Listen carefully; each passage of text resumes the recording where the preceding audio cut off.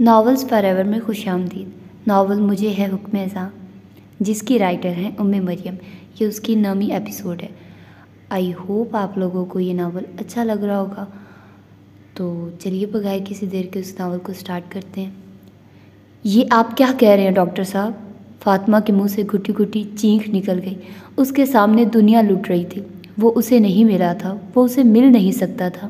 یہ خیال بھی کچھ کم اذیت ناک اور وحشت زدہ نہیں تھا، مگر وہ اس حالت کو پہنچ جائے گا کہ زندگی سے منہ موڑ لے گا۔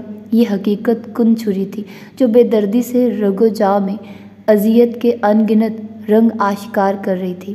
پریشان نہ ہو محترمہ، بسا اوقات شدید ذہنی صدمہ عارضی طور پر ایسی کیفیت میں لے جاتا ہے۔ بہتر علاج اور دیکھ بھال کی بدولت ذہن اس صدماتی کیفیت سے نکل کر پھر سے اپنی کھوئی ہوئی قوتیں بحال کر لیتا ہے۔ یہ ہیجانی کیفیت مستقل نہ ہو، بس آپ یہیں دعا کریے، اللہ بہتر کرے گا۔ ڈاکٹر نے پیشہ ورانہ انداز میں تسلی سے نوازا تھا، مگر فاطمہ اپنے دل کا کیا کرتی، جس میں سرسراتی وحشت اور گھبراہٹ کو کئی ٹھکانہ نہ مل رہا تھا۔ غم کا لامتناہی پہاڑ تھا جو اس پر آن گرا تھا۔ جس روز عباس کو ذہنی امراض کے ہسپتال میں منتقل کیا گیا، فاطمہ کو لگا عباس کی طرح اس غم سے ہار کر وہ بھی اپنا ذہنی توازن کھو دے گی۔ دل کو کسی طرح بھی قرار نہیں آ سکا تو ایک عرصہ بعد زینب کی جانب چلی آئی۔ جانتی تھی اس وقت زینب مدرسے میں ہوا کرتی ہے۔ جامعہ کی شاندار سفید عمارت کا آہنی دروازہ عبور کر کے وہ وسیع و عریض ہال میں پہنچی، جس پر سفید قالین بچھے ہوئے تھے۔ ان پر بہت سلیقے سے ڈیسک لگی ہوئی تھی۔ ڈیسکوں کے پیچھے سفید یونیفارم اور گلابی اسکارف میں ملبوس لڑکیاں بیٹھی تھیں اور زینب انہیں لیکچر دینے میں مصروف تھی۔ اس نے ایک نظر فاطمہ کو دیکھا اور مسکرا کر اشارے سے اسے وہیں بیٹھنے کو کہا اور اپنا لیکچر جاری رکھا۔ سب سے پہلے تو آپ لوگ یہ ذہن میں رکھیے، یہاں آپ کو دین پڑھایا جا رہا ہے، مذہب نہیں۔ دین اور مذہب میں بہت فرق ہے۔ دین ریلیجن کو کہتے ہیں اور مذہبی عقیدے یا اسکول آف تھاٹ کو۔ پڑھنے سے قبل ایک بات ذہن میں رکھیے اور گرہ سے باندھ لیں کہ دین میں دلیل صرف قرآن پاک یا حدیث سے ہی دی جا سکتی ہے۔ فاطمہ بیٹھ چکی تھی، مگر اس کے دل کی وہی حالت تھی۔ اس کا دل چاہا زینب کو لیکچر دینے سے روک دے، اس کا دھیان اپنی جانب مبذول کرائے، اس کے گلے لگ کر روئے، اس سے کہے کہ مجھے نہیں پتا میں ہر بار غم کی شدت پر تمہاری جانب کیوں دوڑ آتی ہوں۔ شاید تمہاری اپنے دین میں خصوصی محبت و لگاؤ ہے، اس کے باعث مقناطیسیت ہو سکتی ہے۔ تمہاری انکساری کا یہ عالم ہے کہ تم نے اس وقت بھی مجھے گلے لگایا، محبت دی، جب میں تمہاری قوم، تمہارے قبیلے سے تعلق نہیں رکھتی تھی۔ مجھے اعتراف ہے تم عام نہیں ہو۔ یہ مقناطیسیت تو بڑی محنت کے بعد انعام ہوا کرتی ہے۔ مجھے تمہاری دعاؤں کی خواہش ہے۔ مقبول دعاؤں سے بڑھ کر کوئی انمول خزانہ نہیں ہو سکتا۔ اس کی آنکھوں سے آنسو متواتر برسنے لگے۔ زینب کا لیکچر نہ جانے کتنا آگے بڑھ گیا تھا جب دوبارہ اس کا دھیان اس جانب ہو سکا۔ انسانی تاریخ پر نظر دوڑاؤ، جس قوم میں قربانی کی انتہا دکھائی دیتی ہے وہیں سب سے معزز ہے۔ حدیث ہے کہ تم ایمان کی لذت کو نہیں پا سکتے جب تک کہ اپنی پسندیدہ ترین چیز خدا کی راہ میں قربان نہ کر دو۔ یہ الواہی مسرت کا راز ہے۔ اپنی مرضی سے کسی جذباتی دباؤ کے بغیر اپنی ذاتی چیز کسی کو دے دینا، یہی قربانی ہے۔ قربانی کے عمل سے گزرتے ہوئے انسان اپنے اندر خیر و شر کے عظیم مورکے سے دوچار ہوتا ہے۔ پھر جب اس عمل سے گزر جائے تو روح کی لطافت کو محسوس کرتا ہے، جو مادی زنجیروں کی جکڑ بندیوں سے نجات کا احساس دلاتی ہے۔ نجات کا دائمی احساس ہی مسرت ہے۔ انسان کی زندگی میں بسا اوقات کوئی نہ کوئی ایسی کمی ضرور ہوتی ہے جو چھپتی رہتی ہے، حالانکہ بظاہر دیکھنے والوں کو یہ اندازہ نہیں ہو پاتا کہ اس شخص کی زندگی میں کوئی کمی ہے، مگر اس شخص کو زندگی بہت بوجھل محسوس ہوتی ہے۔ قرآن کہتا ہے، تم پر وہ پڑی جو تو نے کمائی۔ تکلیف کے وقت یہ احساس کہ وہ تکلیف نہیں دیتا، ہم اپنی تکلیف کا خود بندوبست کرتے ہیں، یہ اعتراف روح کو ہلکا کر دیتا ہے اور تکلیف برداشت کرنے کی ہمت بھی پیدا ہو جاتی ہے۔ زینب کو آخر کیسے پتہ چلا اس کے دل کی کیفیت کا؟ کیا اسے اللہ نے بتا دیا یا اللہ نے خود اس کے دل کے ڈھارس کے سامان کی خاطر زینب کی زبان سے ایسے الفاظ ادا کروا رہا تھا کہ بے قرار دل ایسے تھمنے لگا جیسے کسی نے محبت سے ہاتھ رکھ دیا ہو۔ اس کے وجود پر انوکھی کشش کے اثر سے وجدان طاری ہونے لگا۔ زینب کے لہجے کی تاثیر نے اسے جکڑ لیا تھا۔ دل کیسے قبول کرتا ہے، کیسے سمجھتا ہے، یہ اس نے ابھی جانا۔ بڑا لاسانی علم ہے یہ قرآن کا، جس کے دل پر ادراک کی صورت میں نازل ہونے لگے، اس پر آگاہی و لطف و سرور کے نئے نئے جہاں منکشف ہونے لگتے ہیں۔ اسے زینب کے گلے لگ کر رونے کی خواہش باقی نہیں رہی۔ اسے جو تقویت، جو حوصلہ درکار تھا وہ مل چکا تھا۔ وہ اٹھی اور زینب سے ملے بغیر واپس چلی گئی۔ اسے گھر پہنچنے کی جلدی تھی۔ ملازمہ عمر رسیدہ خاتون تھی، بچوں کو صحیح طور پر سنبھال نہیں پاتی تھی۔ یہ فاطمہ کی ذمہ داری تھی جو وہ احسن طریقے سے نبھانا چاہتی تھی۔ وہ اللہ کی خوشنودی کا پہلی بار دل سے خیال کر رہی تھی۔ اب تو خواہش ہے یہ درد ایسا ملے، سانس لینے کی حسرت میں مر جائیں ہم۔ اب تو خواہش ہے یہ ایسی آندھی چلے جس میں پتوں کی مانند بکھر جائیں ہم۔ اب تو خواہش ہے یہ دنیا والوں کا غم ایسی ٹھوکر لگائے کہ جی نہ سکے، ایسی الجھنے یہ سینے میں سانسے کہ پھر ہم دوا پینا چاہیں تو پی نہ سکیں۔ کوئی ہمدم نہ راہی، نہ راحت ملے، ایک پل کا سہارا نہ چاہت ملے۔ اب تو خواہش ہے یہ دشت ہے دشت ہوں گے پاؤں چلے، ہم سر بزمے شمع کی مانند جلے۔ جس کو چاہیں اسے پھر نہ پائیں کبھی، چھوڑ جائیں چپ چاپ دنیا کو ہم۔ دل یہ چاہے تو پھر بھی نہ آئیں کبھی، کوئی صحرا قلعہ یا بیابان ہو جس میں سالوں تک قید ہی قید ہو۔ اپنے خالق و مالک سے میں نے جو کی ہے بے وفائی وہاں پر پناہ پید ہو۔ ابن آدم کی چاہت کے کڑے جرم میں، اپنی ہی ذات کے کھوکھلے بھرم میں۔ اب تو خواہش ہے یہ کہ سزا وہ ملے، روئے جاؤں تو چپ نہ کرائے کوئی، دور جنگل یا پھر کسی دشت میں ہاتھ پکڑے مجھے چھوڑ آئے کوئی۔ یہ بھی اپنی نوعیت کی عجیب و غریب شادی تھی۔ دلہن خاندانی جاہ و وحشت کے باوجود ایک نسبتاً ہلکے اور عام سوٹ میں تیار ہوئی تھی۔ اس کا اکلوتا سنگار ہونٹوں کی نیچرل پنک لپسٹک تھی، ڈائمنڈ سے مزین لاکٹ اور بریسلٹ، کانوں میں پرل کے ٹاپس بھی جو بابا سائی نے اسے امتحانات کی کامیابی کے موقع پر تحفے میں دیے تھے وہ بھی اتار دیے تھے۔ گویا وہ اپنی ضد اور اکڑ پر قائم تھی۔ خوشی تو درکنار، اس کے چہرے پر ایسا تاثر تھا جیسے کوئی جوگن ابدی جوگ لے کر صحراؤں کی خاک چھاننے کو عازم سفر ہو۔ دوسری جانب سکندر تھا، بے حد سنجیدہ اور بے پناہ تفکر میں ڈوبا۔ اس نے اپنے گھر والوں کو کسی بھی رسم کی ادائیگی سے روک دیا تھا۔ لاریب کے موڈ کے پیش نظر وہ اسے بھڑکنے کا کوئی موقع فراہم نہیں کرنا چاہتا تھا۔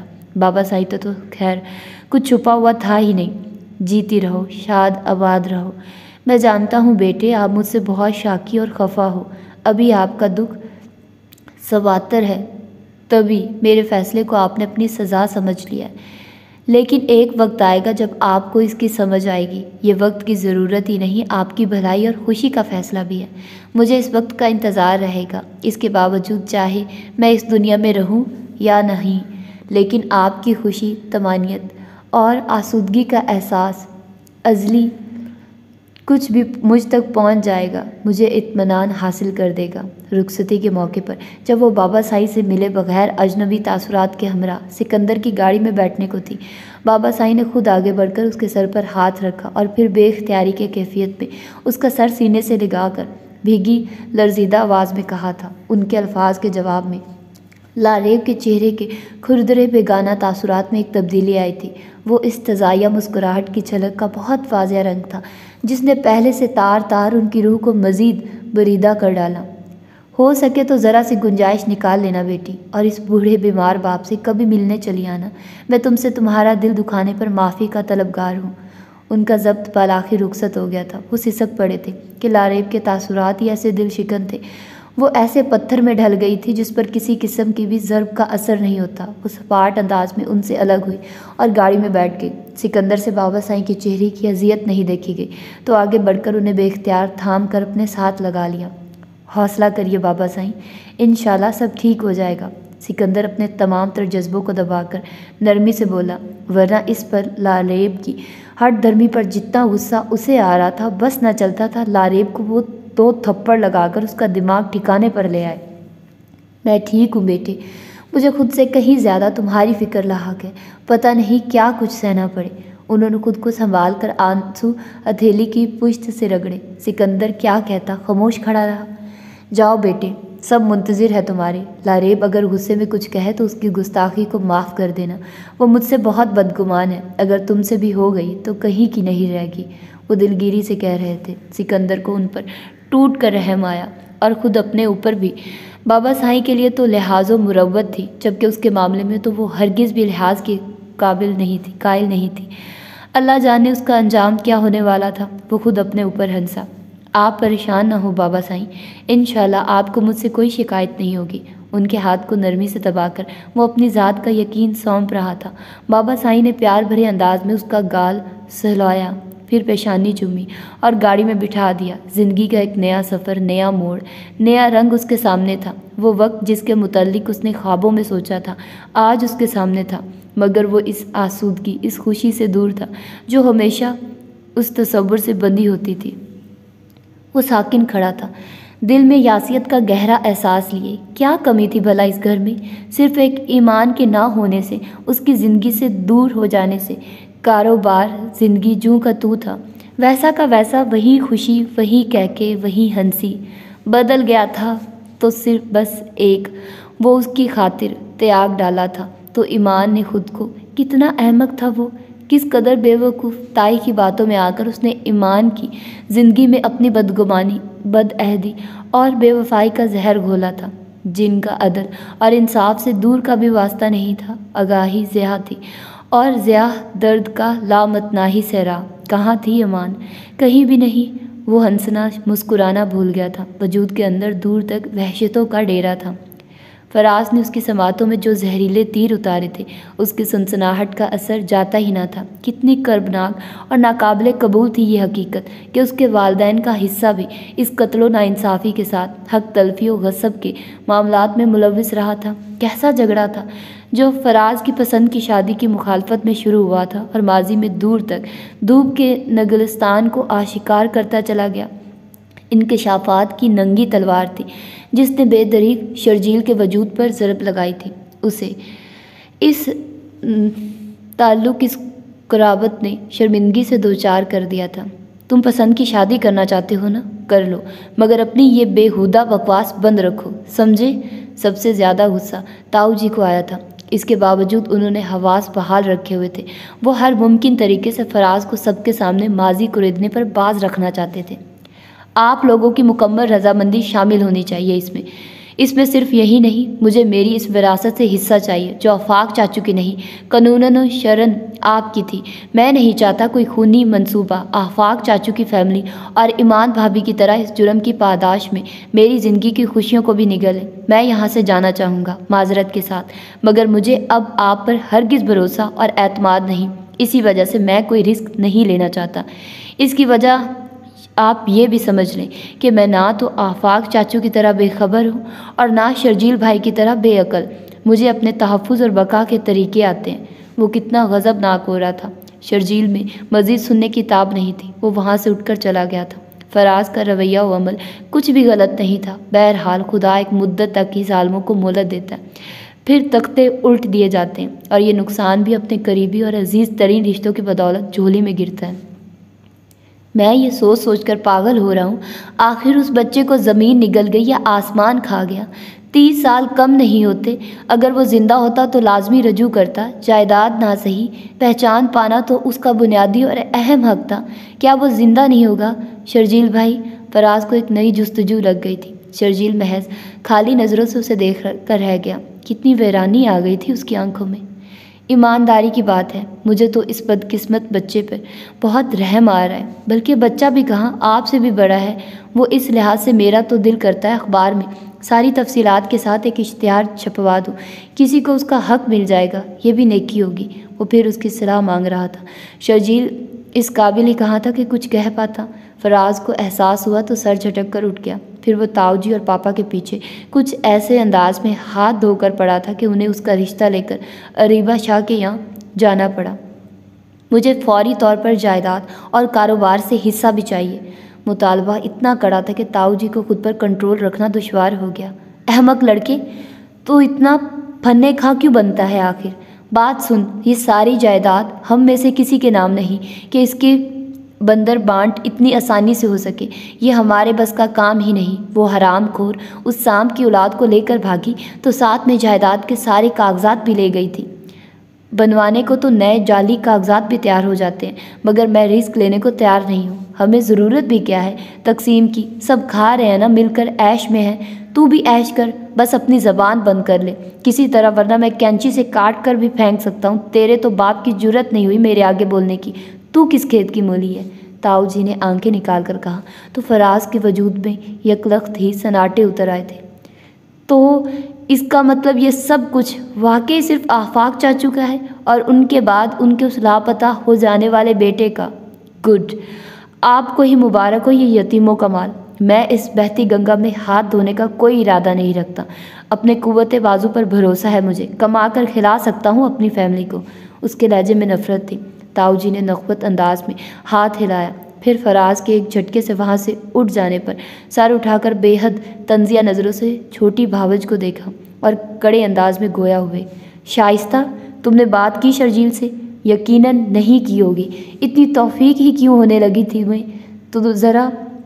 ارے سب کے سب ہی احسان فراموش ہے۔ یہ تیرا بیٹا جو آج میرے منہ کو آ رہا ہے، دوسرا جو روکے غم میں نڈھال پڑا ہے، تف ہے ایسی مردانگی پر۔ مجھے تو شرم آ رہی ہے انہیں اپنی نسل کہتے ہوئے بھی۔ وہ بے حد غصے میں آ چکے تھے، ان کا ہر لحظ بلند ہوتا لہجہ مما کو خائف اور بے بس کر گیا۔ انہوں نے گڑبڑا کر جیٹھانی کو دیکھا، مگر ان کے چہرے کے تلخ و غسیلے تاثرات کو تکتے وہ بالکل گڑبڑا گئی۔ ایسا نہیں ہے بھائی صاحب، میں شرجیل کو آمادہ کر لوں گی، آپ پریشان نہ ہوں۔ کب کرو گی تم؟ ایک بیٹا ہے وہ اتاولا ہوا جا رہا ہے، بیوی لانے کو تو دوسرے کو بھی ساتھ ہی نپٹاؤ۔ مجھے اپنی بیٹی کی فکر ہے، تمہیں ہو نہ ہو میں چاہتا ہوں فراز کے ساتھ ہی شرجیل اور صالحہ کا نکاح کر دیا جائے۔ تاؤ جی نے ایک طرح سے حکم جاری کیا تھا۔ مما کی گھبراہٹ و اضطراب میں یکلخت اضافہ ہو گیا۔ وہ جانتی تھی اس حکم میں اب ترمیم نہیں ہو سکتی۔ انہیں ناچار اسی شام شرجیل سے سب کہنا پڑا، مگر وہ تو سنتے ہی ہتھے سے اکھڑ گیا۔ کیا کہہ رہی ہیں ممی؟ آپ کو اندازہ نہیں ہے شاید؟ وہ تیش میں آ کر چینکا۔ آپ جانتی ہیں ممی میری شادی ہو چکی ہے، ایمان زندہ ہے ابھی، یہ بھی مت بھولیے کہ اسے اس حال تک پہنچانے والے بھی کوئی اور نہیں آپ لوگ ہیں۔ وہ ہونٹ کاٹتا اٹھ کر ٹہلنے لگا۔ ایمان کے مجھ پر بہت قرض ہے ممی، مجھے مزید شرمسار نہ کریے۔ اس کے لہجے میں ٹوٹتے کانچ کی چھنک اتر آئی تھی۔ ممی کو اس پر بے تحاشا رحم آیا، مگر وہ بے بس تھی، جبھی لجاجت سے قائل کرنے لگی۔ بیٹے آپ سمجھنے کی کوشش کرو، ایمان جس حالت میں ہے کچھ کہا نہیں جا سکتا۔ تمہارے بیٹے کو ماں کی گود کی ضرورت ہے، اور یہ کہ صالحہ اسے کبھی ماں کا پیار نہیں دے گی۔ ممی آپ کو کیوں یہ بات سمجھ نہیں آتی؟ کتنے دن ہوئے زارون کو سمیہ سنبھال رہی ہے، حالانکہ وہ چھوٹی ہے اور اس کی تعلیم کا بھی ہر جوڑا ہے۔ تائمہ اور صالحہ کو احساس ہوا اس بات کا؟ دوسری اہم بات یہ کہ ایمان کی طرف سے ساری دنیا بھی مایوس ہو جائے تو میں اس کی واپسی، اس کی صحت یابی سے مایوس نہیں ہوگا۔ اس کا جتلاتا ہوا لہجہ شعلوں کی لپیٹ میں آ گیا تھا۔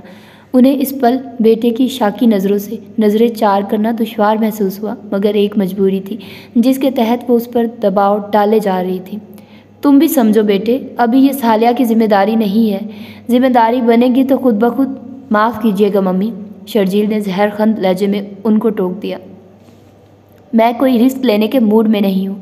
جہاں تک شادی کی بات ہے تو سن لیں، اول تو مجھے شادی کرنی ہی نہیں۔ اگر اپنے بچے کی خاطر مجھے ایسا قدم کبھی مجبوراً اٹھانا پڑا تو قرعۂ فال صالحہ کے نام کبھی نہیں نکلے گا۔ میرا سارا نقصان جن لوگوں کی بدولت ہوا، میں انہی کی جیت کا سامان مہیا کر دوں، ایسا کبھی ممکن نہیں ہوگا۔ میرا خیال ہے آپ آئندہ اس تکلیف دہ موضوع پر مجھ سے بات نہیں کریں گی۔ اس نے بات ہی ختم کر دی، لہجہ دو ٹوک تھا، قطعیت سے بھرپور۔ یہ شرجیل کی سوچ ہو سکتی تھی، تائی ماں کی نہیں، جس کے مارے انہوں نے ماں بیٹے کے درمیان ہونے والی گفتگو کو چھپ کر سنا تھا اور نفرت کے زہر سے نیلی پڑتی چلی گئی تھی۔ پچھتاؤ گے شرجیل تم۔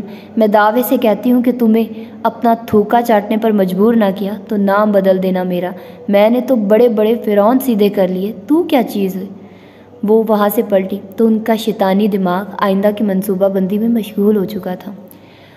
اس نے سگریٹ کا گہرا کش لیا۔ دل نہایت بوجھل تھا۔ آج شدتوں سے اس کے دل نے تمنا کی تھی کوئی اس کا اپنا ہوتا، ایسا رازدار جس کے گلے لگ کر وہ سارے آنسو بہا دیتا۔ لاریب رخصت ہو کر یہاں آئی تو گویا غریب کی جھگی میں مہتاب اتر آیا تھا۔ واقعہ تو حیران کن ہی تھا۔ لوگ اس کی قسمت پر رش کرتے نہیں تھکتے تھے۔ سب جانتے تھے وہ وسیع جاگیروں کے مالک اعلیٰ نسب شاہ صاحب کی بیٹی ہے۔ طبع نازک پہ کوئی بات گرا نہ گزرے جبھی اس شب بالخصوص اماں نے محلے کی خواتین، لڑکیوں، بالیوں اور بچیوں کو گھر میں آمد پر پابندی لگا دی۔ لاریب کو ایک طرح پلکوں کے سائے میں سکندر کے کمرے تک پہنچایا گیا تھا، جو جتنا بھی سجا سوار لیا گیا تھا مگر اس پھولوں کی ملکہ حسن کی شہزادی کے شیان نہیں بن سکتا تھا۔ اماں دلہن کو کمرے میں پہنچا کر سکندر کو ڈھونڈتی ہوئی کچن میں آئی تو اسے چولہے کی بجھتی آگ کے آگے بیٹھی راکھ کو ریتتے پایا۔ وہ گمسم تھا اور ہرگز بھی خوش نہ لگتا تھا۔ اپنے کمرے کی کھلی کھڑکی سے یکٹک اسے دیکھتی ثانیہ کی آنکھیں بھر بھر آنے لگی۔ تو یہاں کیا کر رہا ہے سکندرے؟ جا اپنے کمرے میں، دلہن انتظار کر رہی ہوگی۔ یہ ایسی بات تھی جس پر سکندر کا سناٹوں میں گھرا دل کہکا لگانے کو چاہا، مگر خود اپنا مضحک اڑانا دل گردے کا ہی کام ہو سکتا ہے۔ اس نے جانا وہ بزدل ہے، اتنا بزدل کہ اپنے زخم چھپا کر ہنس نہیں سکتا، اپنی ماں کی تسلی کی خاطر بھی نہیں۔ یہ لے پکڑ پتر، دلہن کو پہنا دینا، اب جا۔ وہ دل کڑا کیے اپنے کمرے کی جانب چلا آیا۔ اس پر لاریب کے موڈ کا سامنا کرنا بھی کسی قیامت سے کم نہیں تھا۔ پتہ نہیں وہ اتنا کم ہمت کیوں ہو رہا تھا۔ نئی زندگی کی شروعات کے پہلے ہی مرحلے پر اس پر تھکن اور اضطراب کا غلبہ تھا۔ پہلے قدم پر ہی اسے دھچکا لگا۔ مصنوعی پھولوں اور سنہری پٹیوں سے کی گئی مسحری کی ڈیکوریشن اجڑ کر ایک بے ترتیب ڈھیر کی صورت چٹائی پر پڑی تھی۔ دیگر اشیاء کا حال بھی اس سے مختلف نہیں تھا۔ سکندر نے کوٹ کے بٹن کھولتے ہوئے نظر گھما کر پورے کمرے میں گویا اس فتنہ سماع کو تلاشا جس کی یہ معمولی تباہی وہ ملاحظہ کر چکا تھا۔ اس پل کھٹکا محسوس کر کے وہ بے اختیار ایڑیوں کے بل گھوما اور اس کڑاکے کی سردی میں لاریب کو تازہ غسل کر کے باہر آ کے دیکھ کر ششدر رہ گیا۔ گیزر کے انتظام کے بغیر اتنے یخ بستہ پانی سے نہا کر اس نے اپنے اندر جلتی نفرت کی آگ کو بجھانے کی کوشش کی ہوگی۔ اس سوچ نے ہی اسے ہونٹ بھینچنے پر مجبور کر دیا تھا۔ تو اپنے تہی تم نے یہ اہتمام کر کے اس جگہ کو میرے قابل بنانے کی کوشش کی تھی؟ کتنے احمق ہو تم! لاریب نے تولیہ اتار کر گیلے بال چٹک کر پشت پر گرانے کے بعد مسحری کی دائنی جانب نیچے اپنی قسمت کو رونتے کاغذی پھولوں کے ڈھیر کی جانب اشارہ کیا۔ سکندر ہونٹ بھینچے کھڑا رہا۔ وہ اسے یہ بتا کر خود کو مزید ہلکا نہیں کرنا چاہتا تھا کہ یہ اس کی خوشی میں دیوانے ہوتے اس کے ماں باپ کا شوق تھا۔ یہاں کیوں آئے ہو تم؟ ڈریسنگ ٹیبل سے ہیئر برش اٹھا کر وہ آتش دان کے قریب چلی گئی۔ اس کا نازک لچکتی ڈال جیسا بدن سردی کے باعث کپ کپا رہا تھا اور ہونٹ نیلے پڑ چکے تھے۔ اس سوال پر سکندر بری طرح چونک کر اسے سنجیدہ نظروں سے دیکھا، البتہ پیشانی پر موجود تردد کی لکیریں ناگواری کے بلوں میں تبدیل ہو گئی۔ مطلب کیا ہے آپ کی اس فضول بات کا؟ اس کے چاندی جیسے نقرئی دلکش سراپے پر تلخ و ترش نگاہ جما کر وہ تیکھے لہجے میں استفسار کر رہا تھا۔ لاریب نے تمسخرانہ ہنکارا بھرا، اب جب کہ میں اس کمرے میں موجود ہوں تو تمہارا یہاں کوئی کام نہیں ہونا چاہیے۔ میرے نزدیک اپنی حیثیت سے تو آگاہ ہو ہی اچھی طرح، یا پھر کہوں تو وضاحت کروں کہ تم لاریب، میں آپ کی بدتمیزیاں اور گستاخیاں بہت برداشت کر چکا، میرا ضبط نہ آزمائیے تو ہی اچھا ہے۔ سکندر کا انداز تنبیہ تھا۔ مجھے دھمکیاں دینے کے بجائے بہتر ہوگا تم یہاں سے چلے جاؤ۔ میں تھک چکی ہوں اور اب آرام کی خواہش مند ہوں، جو ظاہر ہے تمہاری موجودگی میں مجھے میسر نہیں آ سکتا۔ وہ جواباً تھک کر بولی۔ لہجے میں عزت نام کو نہیں تھی۔ سکندر کا دماغ اس تحقمانہ و متکبرانہ انداز میں الٹ سا گیا۔ دل چاہا ساری مروت لحاظ بالائے طاق رکھے اور آج اسے اچھی طرح اپنی اہمیت سمجھا دے، مگر اس پھولوں سے نازک تر چاندنی میں نہایا ہوا روپ رکھنے والی لڑکی میں اس خرد دماغی کے باوجود کچھ ایسا ضرور تھا جو سکندر کو بے بس کر جاتا تھا۔ وہ اس کے آگے ہمیشہ ہارتا آیا تھا، تو وجہ اس سے محبت کا جذبہ تھا جو ایسا خالص تھا کہ اس کی خواہش اور چاہ کو اڑ جانے ہی نہیں دیتا تھا۔ بس ایک نظر اس کے حسین و دلربا چہرے پر اٹھتی اور سارے منفی جذبے برف کی چادر میں جا چھپتے۔ ایسے غور سے کیا دیکھ رہے ہو؟ اس کی نظروں کی تپش کو محسوس کرتے ہی بھوکی شیرنی کی طرح گھر آئی۔ سکندر کو ساری صورتحال کی گمبھیرتا کے باوجود اس کی اس آخری کانشیس ہو جانے والی حرکت نے بے اختیار مسکرانے پر مجبور کر دیا۔ جتنی بھی بہادر بنتی تھی تو آخر ایک لڑکی ہی، نازک اور کمزور، مرد کی طاقت اور تیش کے آگے بالآخر اپنی نسوانیت سمیت ہار مان جانے والی۔ یقیناً یہی خوف اسے بھی لاحق تھا اس پل۔ اپنی بیوی کو دیکھ رہا ہوں۔ سکندر کا موڈ ایک دم بدلا، جبھی شرارت سوجی تھی۔ لاریب پہلے تو ہون کوئی، پھر جھلس کر رہ گئی۔ بکواس مت کرو، سمجھے؟ اور سنا نہیں تم نے؟ یہاں سے جاؤ۔ وہ اسے دونوں ہاتھوں سے دھکا دیتے ہوئے چینکی۔ سکندر نے اس کی کلائیاں ہی جکڑ لی تھی۔ چاہو تو 1 منٹ میں تمہیں زیر کر لوں اپنے سامنے اور تم کچھ نہ کر سکو گی، یہاں تک کہ ہمیشہ کی طرح شور مچا کر بابا سائیں کو بلانے والی دھمکی بھی نہیں دے سکتی ہو۔ اور تم جانتی ہو کیوں؟ اس نے جتلاتے ہوئے لہجے میں کہہ کر انگشت شہادت سے اس کی تھوڑی کو اوپر اٹھایا۔ لاریب جو اب تک کسی ٹرانس میں تھی اس کیفیت سے نکل کر پھڑ پھڑا کر اس کی گرفت سے آزاد ہوئی اور تڑپ کر فاصلہ بڑھایا۔ سینے میں موجود دل اس کی گستاخانہ جرأت پر بے طرح دھڑا اٹھا تھا۔ تو تم نہیں جاؤ گے؟ اس نے بھینچی ہوئی آواز میں سوال کیا، گویا خود کو مجروح کیفیت سے آزاد کرانا چاہا، جس میں بھی ابھی تھوڑی دیر قبل وہ نہ چاہتے ہوئے بھی گرفتار ہو گئی تھی۔ کیا فضول ضد ہے یار، کچھ تو خیال کرو، کتنا آکورڈ لگے گا میرا کمرے سے باہر جانا۔ اماں بابا یا پھر ثانیہ سے مخفی نہیں رہے گا، ضروری ہے اپنی چپکلش کو یوں آشکار؟ مجھے سبق مت پڑھاؤ، سمجھے؟ وہ حلق کے بل چینکی۔ اس طرح کے سفید اجلی رنگت دہک اٹھی۔ سکندر اسے دیکھے گیا، کتنی حسین تھی وہ، مگر اس سے بڑھ کر سنگ دل، بے حس، ظالم۔ اگر تم نہیں جاؤ گے تو ٹھیک ہے، میں چلی جاتی ہوں۔ یہ طے ہے کہ میں تمہارے ساتھ ایک کمرے میں نہیں رہوں گی۔ اپنی شال بستر سے اٹھا کر اوڑھتی ہوئی وہ اسی تیش کے عالم میں دروازے کی جانب لپکی تھی کہ سکندر بوکھلا کر اس کے راستے میں آ گیا۔ لاریب نے بھنا کر کینہ توز نظروں سے اسے دیکھا۔ کیا ہو گیا ہے آپ کو لاریب؟ خواہ ایشو نہ بنائیے، مجھ پر بھروسہ تو کرنا چاہیے آپ کو۔ وہ جیسے بری طرح ضد ہو کر مفاہمت امیزی سے کہہ رہا تھا۔ لاریب نے اب کی مرتبہ اس کی بات کا جواب دینا بھی گوارا نہیں کیا اور کترا کر نکلنا چاہا تھا کہ سکندر نے سرحد سے اس کی کلائی پکڑ لی۔ اگر یہ ناگزیر ہے تو پھر میں چلا جاتا ہوں، آپ کو یہ زحمت کرنے کی ضرورت نہیں۔ اس کے لہجے میں جہاں بھر کی تلخی آبسی تھی۔ اگلے لمحے وہ دروازہ کھولتا باہر نکل گیا۔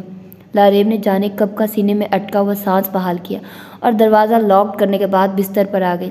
فضا میں کتوں کے بھونکنے کی آواز کے سوا ہر سو سناٹا طاری تھا۔ وہ کتنی ہی دیر بستر پر ساکن پڑی رہی۔ یہ تو ابھی شروعات ہے مسٹر سکندر حیات، تم مجھے جیتنا چاہتے تھے، مجھ پر حکمرانی کی خواب دیکھ رہے تھے۔ دیکھنا، میں تمہارے پاس کچھ باقی نہیں رہنے دوں گی۔ کبھی یاد کرو گے کسی سے ٹکر لی تھی؟ وہ سلگتے دل و دماغ کے ساتھ سوچ رہی تھی۔ سکندر باہر آیا تو دونوں کمرے کے دروازے مضبوطی سے بند تھے اور کھڑکیوں سے تاریکی جھانکتی تھی۔ اس کا مطلب اماں بابا ہی نہیں، ثانیہ بھی لیٹ چکی تھی۔ وہ اس خیال سے مضطرب تھا کہ ایسی کون سی جگہ ٹھکانہ کرے کہ رات بھی گزر سکے اور بھرم بھی رکھ پائے۔ ماں بابا کے کھانسنے اور چارپائی کے چرچرانے کی آواز سن کر سکندر ہڑبڑا گیا۔ بابا یقیناً واش روم جانے کو اٹھے تھے۔ ان کے باہر آنے کی صورت میں ہونے والے سامنے سے خائف ہوتا وہ کچھ ایسے گڑبڑایا کہ قریب ترین زینہ تیزی سے چڑھ کر بنا سوچے سمجھے اوپر چھت پر آ گیا۔ غضب کی سرد رات میں ہوائیں جھکڑوں کی صورت پھنکارے مارتی محسوس ہوتی تھی۔ اس نے کچھ سوچا اور آگے بڑھ کر سٹور کے طور پر بنائے چھت کے کونے میں موجود کمرے میں آ گیا، جس کا دروازہ بھی نہیں لگوایا گیا تھا۔ اماں نے وہاں ترپال کا موٹا پردہ لٹکا کر اینٹوں سے دبا دیا تھا تاکہ بلی یا کتے اسے مسکن نہ بنا لیں۔ سکندر نے پورے گھر میں چونا پھروا کر مقدور بھر بساط کے مطابق فرنیچر بھی نیا ڈلوایا تھا اور پرانا سامان یہاں رکھ دیا تھا۔ سکندر نے پردہ کھسکایا اور اندر آ کر ایک چارپائی خالی کر کے پیٹی کا ڈھکن اٹھا کر بستر نکالا اور رضائی تکیہ نظر نہیں آ سکا۔ اس نے صبر و شکر سے اسی پر قناعت کیا اور لائٹ آف کرتا بستر سنبھال کر لیٹ گیا۔ نیند آنکھوں سے کوسوں دور تھی اور دل میں دور تک پھیلا سناٹا۔ زندگی تن آسانی کا نام تو کبھی نہیں تھی کہ ہوش سنبھالنے کے ساتھ اس نے حقیقت کی تلخی اور محبت میں نارسائی کا عذاب بھگتا تھا، مگر ایسی لاچاری و بے کسی بھی کبھی نصیب نہیں بنی تھی۔ لاریب کا یہ رویہ بہت ہی شدید تھا۔ وہ جانتا تھا یہ بھرم تا دیر کام نہیں رہ سکے گا، پھر اس کے بعد آگے اس کا ذہن کام نہیں کرتا تھا۔ اس نے کروٹ بدلی تو اندازہ ہوا سردی کا احساس شدید تر ہے۔ اس کا وجود باقاعدہ کپ کپانے لگا تو اس نے ٹانگیں سکیڑ کر گھٹنے سینے سے لگا لیے اور نیا سگریٹ سلگا کر خود کو پھر سے اس احساس سے چھڑانا چاہا، مگر یہ آسان نہیں تھا۔ وہ جانے کتنی دیر یوں ہی کانپتا اور لرزتا رہا، پھر بالآخر نیند کی آغوش میں اتر گیا۔ لاریب نے آنکھیں مسل کر خود کو نیند کے احساس سے آزاد کرنا چاہا اور بستر سے اٹھ کر بیٹھ گئی۔ تبھی ماحول کی تبدیلی نے قسمت کی انتہائی شکستگی کا احساس بخشا تھا، جو آنکھوں کی جلن کے ساتھ نمی کو بھی بڑھا گیا۔ ایک اذیت کے عالم میں اس نے ہونٹ بھینچے اور سر بیڈ کی پٹی سے ٹیک دیا۔ بیڈ کی پائنتی کی جانب موجود کھڑکی کا پٹ کھلا ہوا تھا اور ہوا سے پردہ بار بار ہلتا تھا اور باہر برآمدے کے ساتھ صحن کا منظر بھی واضح کر جاتا۔ صحن کا سرخ اینٹوں کا فرش دھل کر صاف و شفاف ہو چکا تھا۔ آنگن میں چھن کے جالی دار پردے سے جھانکتی سرما کی زرد دھوپ کے ٹکڑے گیلے فرش پر چمکتے تھے۔ ماں دیوڑی سے کوئی اندر آیا، اس پل ہوا نے پردہ برابر کر دیا۔ لاریب نے نگاہ کا زاویہ بدل کر اپنی بدلی ہوئی حیثیت و مقام پر پوری صفاقی سے غور کیا تو آنکھوں کے بھیگنے سے بچانا بس کی بات نہ رہی۔ اس نے ایک کرب و ملال کی کیفیت میں آنکھیں میچ لی۔ برآمدے میں قدموں کی آہٹ ابھری، پھر دروازہ کھول دیا گیا۔ دہلیز پر جھکا ہوا اجالا بھاگ کر اندر گھس آیا۔ اس اجالے کے ہمراہ اندر داخل ہونے والا سکندر ہی تھا، جس نے لاریب پر ایک نگاہ بھی دانستہ ڈالنا ضروری نہیں سمجھا اور آگے بڑھ کر الماری کھول کر کھڑا ہو گیا۔ آپ اٹھ گئی ہیں تو فریش ہو جائیے، اماں ناشتے کا کہہ رہی ہیں۔ اتنی مختصر بات کے دوران وہ 2 سے 3 مرتبہ چھینکا تھا۔ لاریب بے تاثر نظرے سے اس کی چوڑی پشت اور مضبوط شانوں کو دیکھتی رہی۔ اس کا لباس تبدیل ہو چکا تھا۔ رات اس نے پہلی مرتبہ سکندر کو پینٹ کوٹ میں دیکھا تھا۔ اگر دل میں اتنی نفرت و قدرت نہ ہوتی تو یہ تبدیلی اور اس کی دلکشی اسے متاثر کیے بغیر نہ رہتی کہ وہ ہرگز بھی نظر انداز کیے جانا والا نہیں تھا۔ مگر بات تو ساری دل کی ہے، سارے فساد کی جڑ ہی یہی دل تھا۔ اس آخری بات نے اسے سر تا پا جھلسا کر رکھ دیا، جبھی تڑخ کر بولی، میں اب تک تمہارے ساتھ ناشتہ نہیں کرتی رہی ہوں، خود کو مجبوراً بھی میرے وجود سے محدود کرنے کی ضرورت نہیں۔ اس درجہ تلخ کلامی پر سکندر نے بے حد کٹیلی نظروں سے اسے دیکھا۔ بے فکر رہیے، مجھے اس حماقت کی قطعی نہ ضرورت ہے نہ ہی حاجت۔ میں ناشتہ کر چکا ہوں، آپ کو نہیں کرنا تو اماں کو منع کر دیتا ہوں اس زحمت سے۔ عجیب عمدہ سودہ جواب تھا، بالکل ہی غیر متوقع۔ لاریب ایک پل کو تو ہون کھو کر رہ گئی۔ پچھلے 3 دنوں سے وہ جس طرح احتجاجاً بھوک ہڑتال پر تھی کہ بابا سائی سے بات منوانے کو سب سے زیادہ اس گر کو آزما کر دیکھا تھا، مگر نقصان تو ہو چکا تھا۔ اب بھوک کا احساس اتنا شدید تھا کہ معدے میں انگیٹھن ہو رہی تھی۔ زبردستی و ناخوشی سے صحیح، مگر نان نفقے کی ذمہ داری تو تم پر عائد ہو چکی ہے۔ ناشتے میں مجھے فریش مکھن کے ساتھ سلائس اور ابلے ہوئے انڈے چاہیے۔ اس سے نگاہ ملائے بغیر وہ اپنے مخصوص مغرور انداز میں جیسے اپنے ملازم کو آرڈر کر کے خود واش روم میں جا گھسی تھی۔ سکندر استزائیہ مسکرایا، پھر پلٹا تو اسی پل دروازہ کھٹکھٹا کر اماں نے قدرے جھجک آمیز انداز میں اسے پکارا تھا، سکندر پتر آ جائیے اماں۔ سکندر نے سرد آہ بھر کر مؤدب انداز میں کہا، بلکہ خود آگے بڑھ کر دروازہ کھولا۔ پتر تیری ووٹی اٹھ گئی، میں نے تو ناشتہ۔ اماں کی نظروں نے یہاں وہاں لاریب کو ڈھونڈا، پھر سوالیہ نگاہوں سے اسے تکتے بات ادھوری چھوڑ دی۔ آئیے میں چلتا ہوں آپ کے ساتھ۔ واش روم کی جانب اشارہ کر کے لاریب کی موجودگی سے آگاہ کرتا وہ ان کا ہاتھ پکڑے کچن میں چلایا۔ سکندر نے سلنڈر گیس کے ساتھ چولہے کا بھی انتظام کر دیا تھا، مگر اماں کو لکڑیاں جلا کر کام کرنے کی عادت تھی۔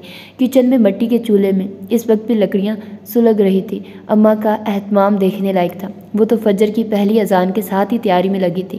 حلوہ پوری، پائے کا سالن، نان اور نہ جانے کیا کچھ۔ وہ ایک ٹھنڈا سانس بھر کر رہ گیا۔ اس نے لاریب کے من پسند ناشتے کی ٹرے خود سے تیار کی تھی، یہاں تک کہ چائے بھی خود بنائی۔ فریج سے ڈبل روٹی کا پیکٹ نکال کر سلائس پلیٹ میں جمائے، ساتھ میں تازہ مکھن کی کٹوری۔ چائے ابلی گئی تو اس نے فل سائز کا مگ اٹھایا، چھان کر چائے مگ میں ڈالنے کے بعد اس نے حیران نظر آتی اماں کو دیکھ کر مسکرانے کی کوشش کی۔ آپ کی بہو بھلے گاؤں کی پیداوار ہے، مگر اس کا طرز زندگی گاؤں جیسا نہیں ہے۔ کچھ دیر ٹھہریے اور ثانیہ کو بھی بلوا لیں، میں یہ ناشتہ محترمہ کو دے کر آگ کے ساتھ ہی کھاؤں گا۔ وہ پتہ نہیں کیا چھپانا چاہ رہا تھا، اماں تو گمسم نظر آنے لگی تھی۔ چھڑ دے پتر، میں لے کر جاتی ہوں یہ ٹرے، انہوں نے گڑبڑا کر کہا۔ جہاں دیدہ تھی بیٹے کی گمگیر خاموشی و سنجیدگی پورے نہ سہی کچھ نہ کچھ معاملے کی بھنک تو انہیں بھی مل گئی تھی۔ بہو اونچے مزاجوں والی گھر کی اولاد تھی، یہ خدمت ان کا حق تھا، پر بیٹے سے نہیں کرانا چاہتی تھی۔ مگر سکندر کو بھلا کیسے گوارا ہو سکتا تھا؟ وہ نہیں چاہ سکتا تھا لاریب اس کے علاوہ اس کے گھر والوں کے ساتھ بھی ایسا غلامانہ ہتک امیز رویہ و سلوک کی عادی ہو۔ نہیں اماں، آپ نہیں جائیں گی، بس کچھ دیر رکیے، میں ابھی آتا ہوں۔ ٹرے اٹھائے رسانیت آمیز غمگین سنجیدگی سے کہتا۔ وہ اگلے لمحے کچن کی چوکھٹ پار کر گیا، کمرے میں آیا تو لاریب کو اس لمحے واش روم سے نہا کر نکلتے دیکھ کر وہ جیسے چکرا گیا تھا۔ رات بھی اتنی سردی میں نہائی تھی، پھر اب کون سی آگ ہے جسے بجھانے کی کوششوں میں سرگردہ ہے؟ اور اگر ایسا ہے بھی تو کیا اس سرد پانی میں اتنی سکت ہے کہ اسے بجھا سکے؟ اگر بات لینا اتنا ضروری تھا تو بتا دیا ہوتا، میں پانی گرم کرا دیتا، اس طرح طبیعت بھی خراب ہو سکتی ہے۔ ٹرے میز پر رکھتے وہ کہے بغیر نہیں رہ سکا، تولیے کی قید سے بال آزاد کراتے۔ لاریب نے ناگواریت سے اسے دیکھا۔ مجھے اپنی ضروریات کے لیے ڈیمانڈ کرنے کی عادت نہیں ہے، اتنا احساس تھا تو پہلے انتظام کر رکھتے۔ اس کا لہجہ ویسا ہی تھا، سرد یک بستہ۔ سکندر نے ہونٹ بھیجتے ہوئے اس پر ایک محتاط نگاہ ڈالی، چلملاتی جگمگاتی بے حد شفاف رنگت اس پر کچھ نیلی سی پڑ رہی تھی۔ یہ ناشتہ رکھا ہے، اس سے فراغت کے بعد ولیمہ کی تقریب کے لیے تیار ہو جائیے۔ شہر سے میں نے بیوٹیشین کو بلوا رکھا ہے، جہاں خود پر اتنا جبر کیا ہے، تھوڑا سا اور صحیح۔ اس الماری میں لباس کے علاوہ آپ کی ضروریات کا دیگر سامان بھی آپ کو مل جائے گا۔ لاریب کے چہرے پر امڑتے درشت اور نخوت بھرے تاثر کو دیکھ کر وہ پہلے ہی دفاعی مفاہمتی انداز اختیار کر گیا، گویا تند خیز دریا کی لہروں کو کناروں سے باہر آنے سے پہلے ہی حفاظتی بند باندھ دیے۔ لاریب سر جھٹک کر بال سنوارنے میں مصروف رہی۔ دھلا دھلایا نوخیز جگمگاتا ہوا روپ دہل ناپے کی رعنائیوں سے بھرپور تھا۔ سکندر کے دل سے ایک ہوک اٹھی جب بھی سرحد سے پلٹ کر باہر چلا گیا۔ لاریب نے برش میز پر پٹکا اور ہونٹ بھینچے صوفے کے سامنے رکھی میز پر موجود ناشتے کی ٹرے کو دیکھا۔ مکھن، سلائس، چائے، انڈے، سب لوازمات پورے تھے، مگر پھر بھی کہیں کوئی کمی تھی۔ اس کی نظر سلائس پر پڑ گئی، جس پر مکھن لگانا شاید وہ بھول گیا تھا، وہ جو اس کے حوالے سے چھوٹی چیز پر خصوصی دھیان اور توجہ دیا کرتا تھا۔ اس کی آنکھیں جانے کس جذبے کے تحت نمی سمیٹ لائی اور ذہنی روح بیکی اور کچھ سال پیچھے کا ایک منظر ذہن میں روشن ہونے لگا، تب جب اس کی جان کو اتنے روگ نہیں لگے تھے۔ اس کی سماعتوں میں ایمان کی خفگی چھلکاتی آواز کی بازگشت دستک دینے لگی۔ ہاتھ پر ہاتھ دھرے کیوں بیٹھی ہو لاریب؟ ٹائم بھی دیکھ لو، 6 بج چکے اور ناشتہ ابھی باقی ہے تمہارا۔ امائمہ کے بیگ میں چیزیں پوری کر کے زپ بند کرتے ہوئے وہ لاریب کی سمت متوجہ ہوئی تھی تو اسے مگن انداز میں مارننگ شو کی ہوسٹ کی باتوں میں کھوئے پا کر اسے کچھ اس طور غصہ آیا تھا کہ آگے بڑھ کر سب سے پہلے ٹی وی کا ہی سوئچ آف کیا تھا۔ لاریب کو مارننگ شوز پسند تھے۔ جب تک اپنے کمرے میں تیار ہوتی یہ شغل وہاں جاری رہتا، پھر رہی صحیح کسر ناشتے کے دوران پوری کی جاتی۔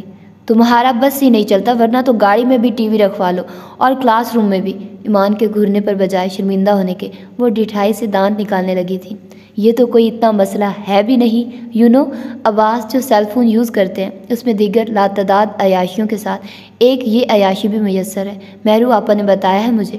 ایمان کی معلومات میں اضافہ کرتے اس کے کم عمر نوخیز چہرے پر کیسی جگمگاہٹ اتر آئی تھی۔ ایمان اسے دیکھتی رہ گئی تھی۔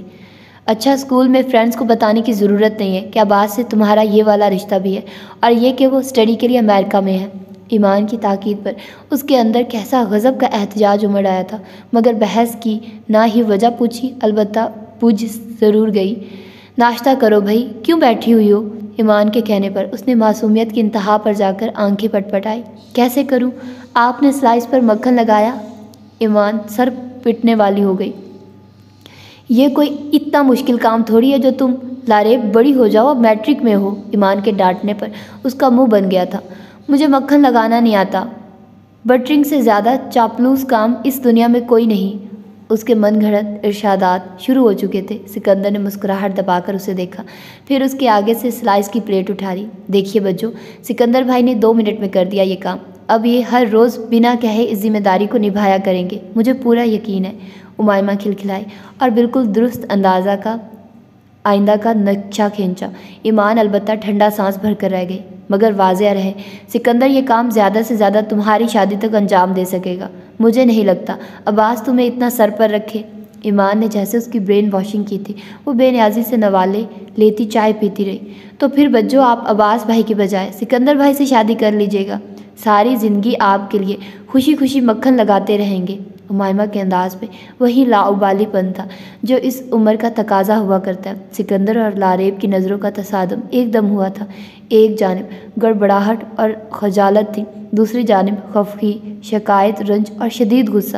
وہ امائمہ پر برس پڑی تھی۔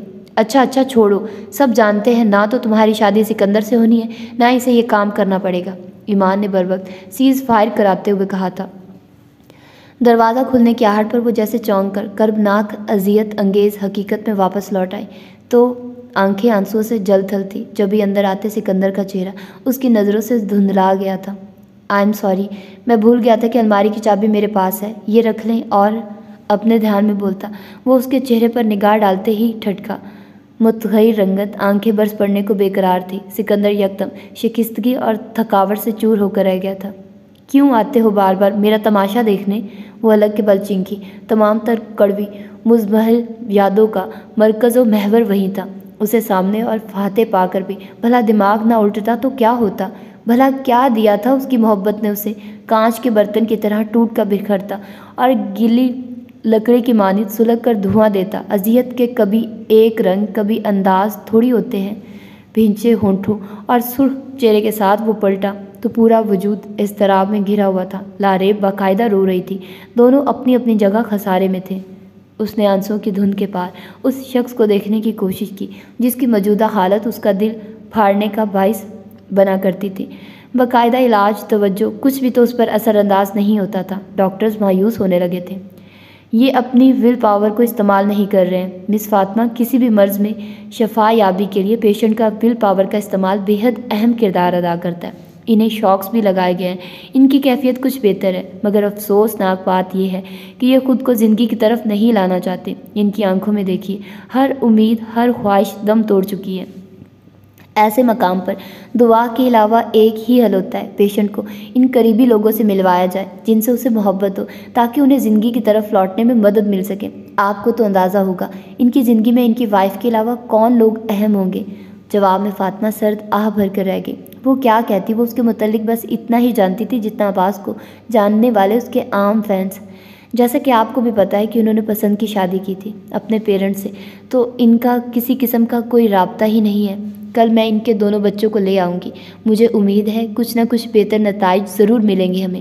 اور واپسی سے قبل وہ عباس سے ملنے آئی تو اس پر پرکشش جھلملاتی رنگت والے شخص کی اداسی اس کے دل پر براہ راست اثر انداز ہونے لگی تھی۔ مانتی ہو عباس، آپ کو عریشہ سے بہت محبت تھی، مگر زندگی میں اس کے علاوہ بھی بہت ساری خوبصورتیاں ہیں۔ اتنا تو میں بھی اپنے دکھ پر نہیں روئی تھی جتنا آپ رو رہے ہیں۔ میں آپ کو روتا ہوا نہیں دیکھ سکتی، میرا دل پھٹتا ہے، بس نہیں چلتا کیسے عریشہ کو لا کر آپ کے حوالے کر دوں، وہ کر دوں جو آپ چاہتے ہیں۔ اس کے حسرت آمیز لہجے کی کرچیاں عباس کو کتنی چبھی تھی، یا پھر وہ یوں ہی اسے بے دھیانی میں دیکھنے لگا تھا۔ وہ گم شدہ بچے کی طرح حیران ششتر تھی۔ بہت تکلیف دہ طوفان اس کے دل سے اٹھ کر آنکھوں میں پھیل گیا۔ ساحر، اسے دیکھیے، یہ بیٹا ہے آپ کا اسامہ، اور یہ آپ کی باربی ڈال۔ آپ کو پتہ ہے آپ کے بچوں کی کیئر اچھے انداز میں نہیں ہو رہی آپ کی اس بیماری کی وجہ سے۔ ان کا کون ہے آپ کے علاوہ؟ ماں دنیا سے چلی گئی، مگر آپ تو حیات ہیں، آپ پر ان کے حقوق، ان کی ذمہ داریاں لاگو ہیں۔ آپ کو ان کی خاطر تو خود کو سنبھالنا چاہیے۔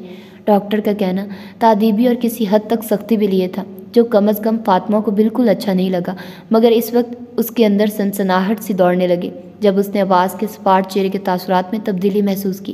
دھیرے دھیرے اس کے تاثرات میں تغیر پیدا ہوا تھا۔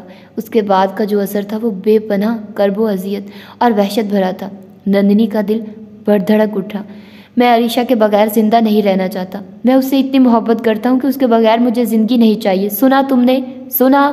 وہ ایک دم اٹھا اور شدید ذہانی کیفیت میں دیوار کے پاس جا کر اپنا سر دیوار میں دیوانہ وار پھوڑنے لگا۔ فاطمہ کے حلق سے کربناک چینکیں نکلی۔ ڈاکٹر اگر اسے بروقت نہ پکڑ لیتے تو عباس اب تک اپنا آپ ضرور زخمی کر لیتا۔ فاطمہ پر ہنوز وحشت اور ہر ہراس کا غلبہ تھا۔ وہ اس کا جنون دیکھتی رہی جو ڈاکٹرز کے ہاتھوں سے بفر کر نکلنا چاہتا تھا۔ ایسا والہانہ بے خود جنونی اظہار، وہ تو سچ مچ پاگل ہو گیا تھا۔ اسے لگا اس کے اطراف میں ایک بار پھر تاریکیاں ہوں، اس کا دماغ معاف ہو رہا تھا۔ میں تھک گیا ہوں اس آزمائش سے، مصیبتوں نے جیسے گھراؤ کر لیا ہے میرا، شرجیل نے رقت آمیز آواز میں کہا اور سر ہاتھوں میں گرا لیا۔ شکن آلود لباس اور بڑھی ہوئی شیب کے ساتھ بکھرے بال لیے وہ واقعی مضطرب تھا، مزمحل اور وحشت زدہ۔ اس کے سامنے بیٹھے ابراہیم احمد نے اس کے نڈھال انداز کو دیکھا، پھر ٹھنڈا سانس بھرا تھا۔ ہسپتال میں ہونے والی ملاقات آخری نہیں تھی۔ ابراہیم احمد سے شرجیل بعد میں بھی کئی بار ملا تھا، جیسی اس کی ذہنی کیفیت تھی۔ ان دنوں اسے کسی ہمدرد، کسی سامعہ کی ضرورت تھی، ہمہ وقت رہتی تھی۔ ابراہیم سے وہ جب بھی ملتا، تمام الجھنیں، تمام پریشانیاں اور اضطراب اس سے کہہ کر کسی حد تک خود کو ہلکا محسوس کرتا۔ محمد ابراہیم کی خوبی یہ تھی کہ وہ اس کی بات بہت تحمل سے سنتا اور مفید مشوروں سے نوازا کرتا۔ شرجیل کو اس کی سب سے اچھی بات ہی یہ لگتی تھی کہ وہ اس کی کسی قسم کی بھی بات کو ٹوکے بنا سنتا تھا، البتہ جب اس کی ڈھارس بندھاتا، زخموں پر پھائے رکھتا تو اتنی خوبصورتی سے، غیر محسوس انداز میں اس کی کوتاہیوں اور غلطیوں کو بھی واضح کرنے کے ساتھ نصیحت کر جاتا۔ اب بھی وہ بولا تو اس کا لہجہ پرسکون، بہتی ندی کی مانند ہموار اور متوازن تھا۔ اللہ کے ہر کام کا طریقہ بہت فطری پن اور دلکشی لیے ہوئے ہے محمد شرجیل احمد۔ وہ اسے باقی سب کی طرح صرف شرجیل کہہ کر کبھی مخاطب نہیں کرتا تھا، وہ اس کے نام کے ساتھ محمد اور احمد کا اضافہ کرتا تو شرجیل کو اپنا نام یکدم معتبر، باوقار اور خوبصورت لگنے لگتا۔ ابراہیم احمد نے اسے حدیث کا حوالہ دیتے ہوئے کہا تھا، جانتے ہو، جب اللہ کسی کے دل میں قیام کرنا چاہتا ہے نا، تو وہاں پہلے کسی اور کو ٹھہرا کر دیکھتا ہے، آیا یہ مٹی اس کی محبت کے لیے کتنی زرخیز ہے، اور جب اللہ کسی کو اس کی غفلت سے نکالنا چاہتا ہے تو اسے ٹھوکر لگاتا ہے۔ ٹھوکر سے مراد تم غم بھی لے سکتے ہو۔ غم کی شدت میں بہت کم لوگ ہیں جو حواس بحال رکھیں اور رب سے شاکی ہونے کے بجائے شکر گزاری اور رضامندی کے اظہار کو اپنا سر جھکا لیں۔ پسندیدہ وہی ہیں جو اللہ کی رضا میں راضی برضا رہنا جانتے ہیں۔ تم کوشش کرو اس مشکل گھڑی میں اگر خوشی اور سکون کو کھویا ہے تو اللہ اور اس کی رضا کو نہ کھو۔ اگر تم اس میں کامیاب ہو گئے تو یاد رکھو تم کھوئی ہوئی خوشی اور سکون کو بھی پا لو گے۔ ابراہیم احمد کا لہجہ و انداز ناسہانا تھا۔ شرجیل گمسم ہو گیا۔ آس اور امید کا تعلق اللہ کی ذات سے ہی ہونا چاہیے۔ اگر کچھ لینے والا وہی ہے تو یاد رکھو دینے والا بھی وہی ہے۔ حدیث روانی کا مفہوم ہے، اگر تم نے خود کو میری رضا کے تابع کیا تو تمہیں وہ بھی دوں گا جو تمہاری رضا ہے۔ تو شرجیل احمد صاحب کیا بہتر ہے ہمارے لیے، ہمیں اتنا سینس تو ہے نا۔ شرجیل نے چونک کر دیکھا، ابراہیم احمد کا روشن چہرہ مسکرا رہا تھا۔ ہمیشہ کی طرح وہ وہاں سے اٹھا تو دل کے بوجھ میں کمی محسوس کر رہا تھا۔ رات کا دوسرا پہر تھا جب اس نے الوی لاج میں قدم رکھا تھا۔ باوردی الرٹ واچ مین نے اس کی گاڑی پہچان کر گیٹ پا کیا۔ پورچ کے شیڈ میں لگی مرکزی لائٹ کی روشنی اوس میں بھیگی گھاس پہ منعکس ہو رہی تھی۔ اپنے کمرے کی جانب جاتے شرجیل کے قدم زارون کا خیال آنے پر تھم گئے تھے۔ وہ آج دوپہر جب گھر سے نکلا تھا تو زارون کی طبیعت ٹھیک نہیں تھی۔ ممی کا اصرار اس کی شادی کے لیے بڑھتا جا رہا تھا۔ جب ہی زیادہ وقت گھر سے غائب رہنے لگا، اس نے راہداری کے آخری کمرے کی جانب دیکھا۔ روشنی کھڑکی کے شیشوں اور دروازے کی نچلی ورز سے پھوٹ رہی تھی۔ اس کا مطلب واضح تھا، سمیہ لازمی جاگ رہی ہے۔ شرجیل آہستہ روی سے چلتا دروازے کے باہر آن رکا اور دستک دی۔ کون ہے؟ آ جاؤ بھائی، دروازہ کھلا ہے۔ اندر سے سمیہ کی مدھم مگر تھکان زدہ آواز سننے کو ملی تھی۔ شرجیل نے دروازے کو دھکیلا تو کھلتا چلا گیا۔ سامنے ہی سمیہ بیڈ گراؤنڈ سے ٹیک لگائے بیٹھی نظر آئی۔ گود میں زارون تھا۔ سمیہ کا چہرہ ستا ہوا جبکہ آنکھوں میں رت جگہوں کی سرخیاں تھیں۔ صاف لگتا تھا وہ بچے کی وجہ سے بے آرامی کا شکار رہی ہیں۔ شرجیل کو عجیب سے تعصب نے آن لیا۔ وہ اپنی عمر سے بڑی ذمہ داری نبھا رہی تھی۔ اس کا یہ احسان شرجیل کو زیر بار کر جاتا تھا۔ وہ گداز ہوتے دل اور نم آنکھوں سے عقیدت مندانہ مشکور و ممنون نظروں سے اسے تکتا پرسوز انداز میں مسکرایا۔ مجھے لگتا ہے میں نے تمہیں ڈسٹرب کیا، مجھے زارون کو دیکھنا تھا سمی گڑیا۔ سمیہ گڑبڑا کر خجل سے مسکرانے لگی۔ نہیں شرجی بھائی، ڈسٹربنس کیسی؟ ابھی میں نے زارون کو دوا کی آخری ڈوز دی ہے، سویا ہے تو سوچ رہی تھی کچھ پڑھ لوں۔ ماں کچھ خیال آنے پر چونکی۔ آپ نے کھانا نہیں کھایا ہوگا، گرم کر کے لاؤں؟ اس کا جواب سنے بغیر آہستگی سے اٹھی اور گود میں سوئے زارون کو لیا، جیسے اس کی نیند خراب نہ کرنا چاہتا۔ یعنی وہ لمحہ تھا جب دھار سے دروازہ کھول کر تائی ماں دھارتی اندر آئی تھی۔ ان کے پیچھے اور بھی کہیں حیران نظر آتے چہرے تھے۔ یہ لو، دیکھ لو اپنی آنکھیں سے، مجھ پر تو یقین نہیں تھا نا تمہیں کہ دنیا بھر کی چھوٹی لگتی ہوں، اب کر لو فیصلہ کہ میں غلط تھی یا یہ تمہارے معصوم بچے۔ تائی ماں ان پر الزام لگا رہی تھی۔ یقیناً دونوں حق دک رہ گئے، بلکہ سمیہ کے تو پیروں تلے زمین کھسکنے لگی اور رنگ بے تحاشا پیلا پڑ گیا۔ شرجیل الگ شوق تھا، اس کے گمان تک میں یہ بات نہ تھی کوئی اس پر اس انداز میں شک کر سکتا ہے، اس طرح سے سمیہ میں انوالو کر سکتا ہے۔ ارے کٹنی ہے یہ لڑکی، شروع سے ڈورے ڈال رہی تھی شرجیل پر، کامیاب اب ہوئی۔ بے شرمی ذرا دیکھو اس کی، بغیر دوپٹے کے اس خصم کے سامنے تن کر کھڑی ہوئی ہے۔ تائی ماں، شرجیل حلق کے بل گھر آیا، اس طرح کہ اس کے باہوں میں وجود سویا ہوا زہرون جاگا اور بے قراری سے رونے لگا، مگر اس کی جانب دھیان ہی کس کا تھا؟ مما، پاپا، تاؤ جی، چاچی، چچا، سمیہ کے والدین، ہر نگاہ میں شک تھا، وہ کیسے سہ جاتا؟ چینخ مت، چینخ کر اپنے عیبوں پر پردہ ڈالے گا ہی تو اب رنگے ہاتھوں پکڑا ہے نا؟ شرجیل کا یہ احتجاج تائی ماں کو ایک آنکھ نہیں پایا، غصے سے آنکھیں نکالتی وہ اسے دونوں ہاتھوں سے دھکا دے کر چلائی۔ سمیہ یوں گھٹنوں کے بل گری جیسے ٹانگوں نے جسم کا بوجھ سہنے سے انکار کر دیا۔ اس پل دکھ کا مقام ہی تھا کہ اس کے ماں باپ نے بھی اسے الزامات کی بوچھاڑ سے بچانے کو ایک لفظ نہیں کہا تھا، یعنی وہ بھی تائی ماں کے ہم خیال تھے۔ چپ ہو جائیے تائی ماں، ورنہ… شرجیل پھر درمیان میں چینخا۔ وہ اتنا مشتعل ہو رہا تھا کہ اس نے روتے ہوئے زہرون کو اسی وحشت زدگی کے عالم میں بستر پر پھینک دیا اور خود بفر کر تائی کی جانب اتنے خطرناک تیوروں سے بڑھا کہ اگر پاپا اور چاچو بروقت حرکت میں آ کر اسے قابو نہ کر لیتے تو یقیناً وہ تائی ماں کا گلا دبانے سے بھی گریز نہ کرتا۔ سمیہ تو تھر تھر کانپنے لگی، روتے ہوئے۔ زہرون کی سمت کسی کا بھی دھیان نہیں تھا، ہر کسی کو اپنی اپنی پڑی ہوئی تھی۔ چاچو اور پاپا شرجیل کو باہر لے گئے۔ لے جاؤ اس کمینے کو، اس کا فیصلہ کل کیا جائے گا، یہ طے ہے کہ میں اپنے گھر میں یہ گندا کام برداشت نہیں کر سکتا، تاؤ جی نے پھنکارتے ہوئے کہا۔ ماما، سمیہ تڑپی تھی اور چچی جان کی جانب لپکی، مگر وہ اسے منتفرانہ نظروں سے تکتی، جھٹکے سے پڑھ کر چلی گئی۔ سمیہ سن پڑنے لگی، اسے خوف محسوس ہوا اپنے انجام سے۔ وہ جانتی تھی اس کی ماں نے زہرون کو اس کے سنبھالنے پر کتنی مخالفت کی تھی، اور یہ مخالفت وہ تائی ماں کی ایما پر ہی کر رہی تھی کہ انہیں یہ گوارا نہیں تھا سمیہ شرجیل کو یہ مورل سپورٹ دے۔ وہ من پسند پنچھی کو غائل کر کے اپنے پسندیدہ جال میں پھانسنا چاہتی تھی۔ ان کی اس گھر کے ہر فرد پر حکمرانی تھی، مگر نئی نسل کچھ الگ ذہنیت لے کر پیدا ہوئی تھی، وہ شرجیل ہو یا پھر فراز، اور اب سمیہ بھی۔ وہ خود کو ہارتا کیسے برداشت کر لیتی؟ وہ اب بھی جیتنا چاہتی تھی، چاہے کتنے ناجائز طریقے سے ہی کیوں نہیں۔ انہیں بغاوت کا سر کچلنا آتا تھا۔ اپنے عہد میں انہوں نے اپنے سے چھوٹے دیوروں اور دیورانیوں پر نفسیاتی دباؤ کے تحت حکومت قائم رکھی تھی، مگر نوجوان نسل سے ماضی کے سارے عیب چھپے ہوئے تھے۔ وہ سب کے سب منہ میں سونے کے چمچے لے کر پیدا ہوئے تھے۔ اسی لحاظ سے نزاکت بھی تھی مزاج میں اور سرکشی کا عنصر بھی، مگر تائی ماں کو یقین تھا، ذرا مشکل سے صحیح مگر وہ یہ معاملہ بھی اپنے حق میں ہموار کر لیں گی۔ مگر اس مرتبہ یہ ان کی بھول تھی۔ آگے دن تو کیا، اس سے بھی اگلے دن وہ ہر داؤ استعمال کر کے ہار گئی، مگر شرجیل کسی طرح بھی صالحہ سے نکاح کے لیے راضی نہیں ہوا، بلکہ اس کا تنفر، اس کی تلخی مزید بڑھ گئی تھی۔ اگر آپ اس رات یہ سب کچھ نہ کرتی، میں تب بھی کبھی صالحہ سے شادی نہ کرتا، مگر اس کے بعد تو سوال ہی پیدا نہیں ہوتا۔ آپ کا پالا اس مرتبہ یاد رکھیے کسی آفاق الوی سے نہیں پڑا۔ کیسا زہریلا اور کاٹتا ہوا لہجہ تھا اس کا۔ ایک پل کو تائی ماں کو لگا تھا وہ ہار گئی، مگر یہ بھی تھا کہ انہیں ہار تسلیم نہیں کرنی تھی۔ اس نے بے حد خراب موڈ کے ساتھ تمام زیورات اتار کر پٹخ دیے اور پھر دوپٹہ بھی نوچ کر پھینک دیا۔ اسے انتظار بھی کب تھا، مگر بابا سائیں کا ولیمہ میں شریک نہ ہونا اسے بری طرح توڑ گیا تھا، کتنی بری طرح بے مایا کر گیا تھا۔ آنکھوں میں اتنی جلن تھی جو بیان میں لانا مشکل ہی نہیں ناممکن تھی۔ آپ یہی چاہتے تھے بابا جان کہ مجھ سے آپ کی جان چھوٹ جائے، تو پھر ایسے ہی کیوں؟ اس کا کوئی اور طریقہ بھی تو ہو سکتا ہے، کیوں کوئی ایسا طریقہ جو آپ کو بھی ملال اور پچھتاوے سے دوچار کر دے؟ اس کی سوچوں میں وحشت تھی، سراسمگی ہی سراسمگی تھی۔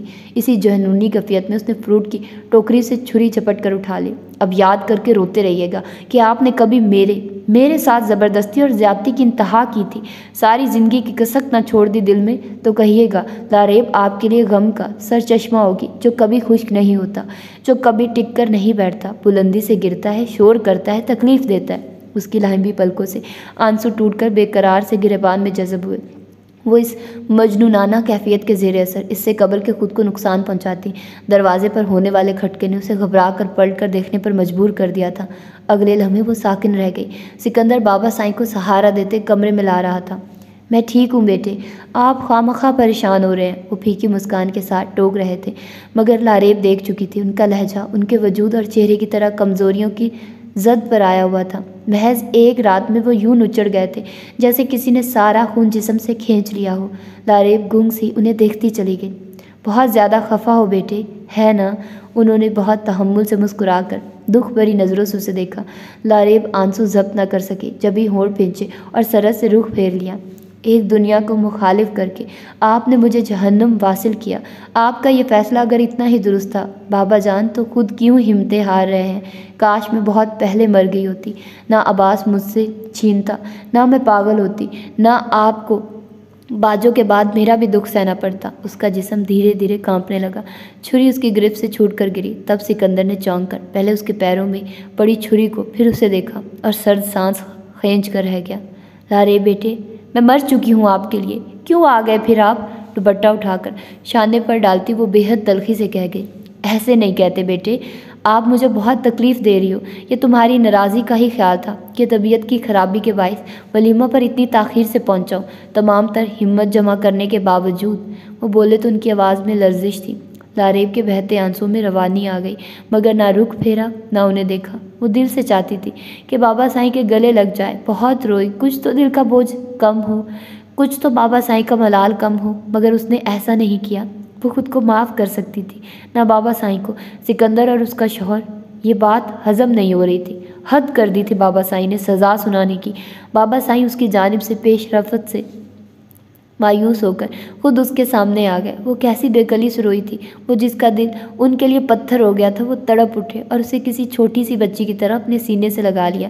لاریب کی تو جیسے حالت ہی غیر ہونے لگی، کیسے بلکنے لگی تھی وہ اپنے ہر نقصان پر۔ آپ معاف بھی کر سکتے تھے مجھے، کر سکتے تھے، مگر آپ نے نہیں کیا۔ آپ مار سکتے تھے مجھے اس اذیت سے نجات دلانے کو، مگر آپ نے روز روز کی موت کو تجویز کیا میرے لیے۔ ایک کے بعد دوسرا شکوہ زبان پر آ رہا تھا۔ سکندر جیسے کند چھری سے ذبح ہو رہا تھا۔ کچھ کہے بغیر وہ سرخ چہرہ لیے تیزی سے پلٹ کر باہر چلا گیا۔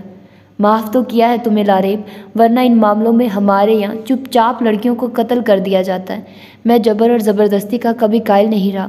ان کا لہجہ ٹوٹا ہوا تھا، مگر لاریب کو شدید دھچکا لگا۔ وہ تڑپ کر ان سے دور ہوئی۔ جبر اور زبردستی؟ وہ زہر خند سے ہنسی۔ آپ کیا سمجھتے ہیں آپ نے من کی مراد دی ہے مجھے؟ اس کے لہجے میں ٹوٹتے کانچ کی چبھن تھی۔ بابا سائیں کا بھی دل لہو لہو ہونے لگا۔ بیٹے گنجائش رکھ کر سوچو، آپ کو میرا یہ فیصلہ شدید اور بیجا نہیں لگے گا۔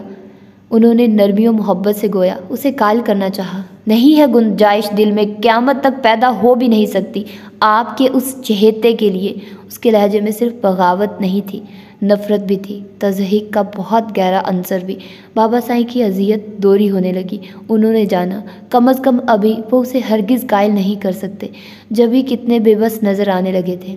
مجھے لگتا ہے جو میری 4 دن کی زندگی ہے اسے بھی آپ مجھے چین سے نہیں رہنے دو گی۔ ٹھیک ہے، تمہاری مرضی، مگر لاریب اس بات پر ذرا ٹھنڈے دل سے غور ضرور کرنا، اس معاملے میں اگر کوئی بے قصور ہے تو وہ سکندر ہی ہے۔ مجھے وہ بہت عزیز ہے۔ آپ اگر اسے تکلیف میں مبتلا کر بھی گئی تو اذیت کا احساس مجھ تک لازمی پہنچے گا، اس لیے بھی کہ اس کے لیے اس آزمائش کا ذریعہ میں ہی بنا ہوں۔ محبت کرنے والی وفاشوار عورت سب سے بڑے سکون کا باعث ہوا کرتی ہے۔ یہ احساس مجھے ہمیشہ تمہاری ماں کی قربت میں میسر آیا ہے۔ تمہیں بھی ان کی بیٹی ہونے کی لاج نبھانا ہے بیٹے۔ اپنا خیال رکھنا۔ خدا دائمی خوشیوں کے ساتھ تمہیں فہم و فراست اور نیک ہدایت سے بھی نوازے۔ جیتی رہو، آمین۔ انہوں نے اس کا سر تھپکا اور پلٹ کر تھکے ہوئے قدموں سے باہر نکل گیا۔ لاریب کے اندر جیسے آگ سی بھڑک اٹھی۔ اس کا مطلب بابا جان کو مجھ سے زیادہ اس 2 ٹکے کے معمولی انسان کی پرواہ ہے، تو پھر ٹھیک ہے، میں اس کا چین حرام کر دوں گی۔ سکندر بابا سائیں کو حویلی چھوڑ کر جانا نہیں چاہتا تھا۔ ان کی طبیعت کے خراب کے باعث ٹھہرنا چاہتا تھا، مگر انہوں نے اس کی کوئی چلنے ہی نہ دی تھی۔ نہیں بیٹے، یہاں بہت لوگ ہیں میرے پاس، لاریب اکیلی ہے، تمہارا انتظار ہوگا اسے۔ بات ایسی تھی کہ وہ زہر خند ہوئے بغیر نہیں رہ سکا، مگر بولا تو انداز اتنا نارمل تھا کہ بابا سائیں بھی شک میں پڑنے لگے۔ اٹس اوکے بابا سائیں، میں کال کر کے انہیں بتا دیتا ہوں، مگر آپ کو اکیلے؟ سکندر بیٹے ضد نہیں کرتے، آپ جاؤ بس۔ ان کا لہجہ حتمی تھا۔ سکندر کے پاس مزید کچھ کہنے کو نہ رہا۔ ملازم کو بلا کر اس نے بابا سائیں کا خصوصی خیال رکھنے کی تاکید کی۔ پھر جب لوٹا تو اس کے قدموں سے تھکن لپٹی ہوئی تھی۔ گھر پہنچ کر اس نے کمرے میں جانے کے بجائے سیڑھیاں چڑھ کر اپنا ٹھکانے کا رخ کیا۔ ٹوٹتا بدن اس پر کچھ اور بھی تپش اور بے سکونی سمیٹ لایا تھا۔ ابھی کمرے میں آ کر وہ بستر بچھا کر لیٹا ہی تھا، تب ہی اس کا سیل فون گنگنا اٹھا۔ سکندر نے بوکھلا کر سرت سے سیل فون نکالا۔ اسکرین پر لاریب کا نام جگمگا رہا تھا۔ وہ حیران ہوئے بغیر نہ رہ سکا۔ جہاں سکندر نے اسے دیگر سہولیات اسے فراہم کی تھی، ایک سیل فون بھی دیا تھا۔ جانتا تھا لاریب اپنا سیل فون حویلی چھوڑ آئی ہے۔ اس نے نہ چاہتے ہوئے بھی کال ریسیو کی، البتہ کچھ بولا نہیں تھا۔ کہاں ہو تم؟ سکندر تو بھونکچا رہ گیا۔ اسے کال کرنے کی ضرورت کیوں پیش آئی؟ بڑی جلدی خیال نہیں آ گیا آپ کو؟ بہرحال یہ آپ کا مسئلہ نہیں ہے۔ سکندر خود کو بھڑکنے سے نہیں روک سکا۔ تم جہاں کہیں بھی ہو فوراً پہنچو۔ مجال ہے جو ادھر اثر ہوا ہو اس طنزیہ کاردار انداز کا۔ سکندر کی جھنجھلاہٹ نقطۂ عروج پر جا پہنچی۔ اس نے نہایت ہی غصے سے کہا، آئی ایم سوری، میں نہیں آ سکتا۔ آپ کو جو بھی کہنا ہے صبح کہیے۔ اس نے نروٹھے پن سے کہہ کر فون بند کرنا چاہا کہ اس کی پھنکار زدہ آواز پر یکدم رک گیا۔ یاد رکھنا، اگر تم فوری نہیں آئے تو میں تمہارے ابا سے شکایت لگانے لگی ہوں کہ تم گھر سے باہر ہو۔ اس کی تیز غزیلی آواز پر سکندر سوائے ہونٹ بھینچنے کے کچھ نہ کر سکا۔ 10 منٹ ہے تمہارے پاس، پہنچ جاؤ ورنہ، اس نے دھمکی آمیز انداز میں کہہ کر فقرہ ادھورا چھوڑ دیا۔ سکندر بل کھا کر رہ گیا، پھر نہ چاہتے ہوئے بھی اٹھ کر نیچے چلا آیا۔ کمرے میں ٹہلتی لاریب نے تھم کر غسیلی نظروں سے اسے دیکھا، پھر طنزیہ مسکرانے لگی۔ کاش تم 2 منٹ اور نہ آتے تو میں تمہارے کرتوت جا کر تمہارے ابا کو بتاتی۔ اس نے دانستہ سکندر کو بھڑکانا چاہا تھا، اور بھڑکا تو ضرور، مگر اسے جھلسانا ضروری خیال کیا۔ جبھی آگے بڑھ کر ایک دم اس کی کمر میں بازو حمائل کر کے اسے جارحانہ گرفت میں جکڑتا اپنے نزدیک تر کر لیا۔ کون سے کرتوت؟ بولو۔ اس کی آواز دھیمی تھی مگر گھن گرج والی۔ لاریب جو اسے ذہنی اذیت دینے کا سوچے بیٹھی تھی، سکندر کی اس درجہ فضول حرکت پر کٹ کر رہ گئی اور گرفت سے نکلنے کو زور سے پھڑپھڑائی کہ اسے اپنا مقصد تو بھول ہی گیا تھا، مگر سکندر نے پہلے سے مضبوط گرفت کو کچھ اور بھی سخت کر دیا تھا۔ اس کے چہرے پر امڑتی گھبراہٹ و سراسمگی کے ساتھ بے بسی سکندر کے اندر دلی تسکین کو ابھار رہی تھی۔ اب بتائیے کیوں بلایا ہے مجھے اس طرح سے، وہ بھی اس کے باوجود کہ آپ نفرت کرتی ہیں مجھ سے؟ پھر بھاڑ میں ایک بار کیوں نہیں ڈال دیتی مجھے؟ وہ اس پر جھک کر گھر آیا۔ اس کے لہجے سے آنچ آنے لگی، دکھ کی سلگتی ہوئی آنچ۔ لاریب کو تو لینے کے دینے پڑ گئے تھے۔ چھوڑو مجھے، چھوڑو! وہ مزاحمت ترک کر کے آنکھوں میں آنسو بھر لائے۔ سکندر نے اس کے چہرے سے پسپسی اور بے بسی و لاچاری کے رنگوں کو دیکھا اور اندر تک زخمی ہو گیا۔ وہ جانتا تھا اتنا ہی ناپسند کرتی ہے وہ اسے، بلکہ نفرت کرتی ہے اس سے۔ ہمارا اسی طرح فاصلوں پر رہنا ہی بہتر ہے، ورنہ آپ کی نفرت تو شاید مجھے جلا کر خاک نہ کر دے۔ میری محبتیں ضرور آپ کو چاروں شانے چت کرائیں گی، یقیناً ایسا تو کبھی نہیں چاہیں گی نا آپ؟ سکندر نے کچھ اس انداز میں اسے دونوں شانوں سے تھام کر خود سے قریب کیا کہ وہ بے بس سی اس کے سینے سے لگ گئی اور اس کی دھڑکنوں کو اپنی خوف زدہ دھڑکنوں میں مدغم ہوتا محسوس کرتی رہی۔ سکندر نے اسے جھٹکے سے چھوڑا تو وہ نیم جام سی وہیں نیچے بیٹھتی چلی گئی۔ سکندر ہونٹ بھینچے اسے دیکھتا رہا۔ وہ ایک بار پھر اس کے آگے شکست خوردہ کھڑا تھا۔ اس کی مرضی کے خلاف خود کو چلانے پر وہ آج بھی قادر نہیں تھا۔ وہ آج بھی اپنے سے زیادہ اس کے دکھ پر مضطرب تھا۔ اسے آج بھی اپنے دکھ کے آگے لاریب کا ہی دکھ بڑا لگ رہا تھا۔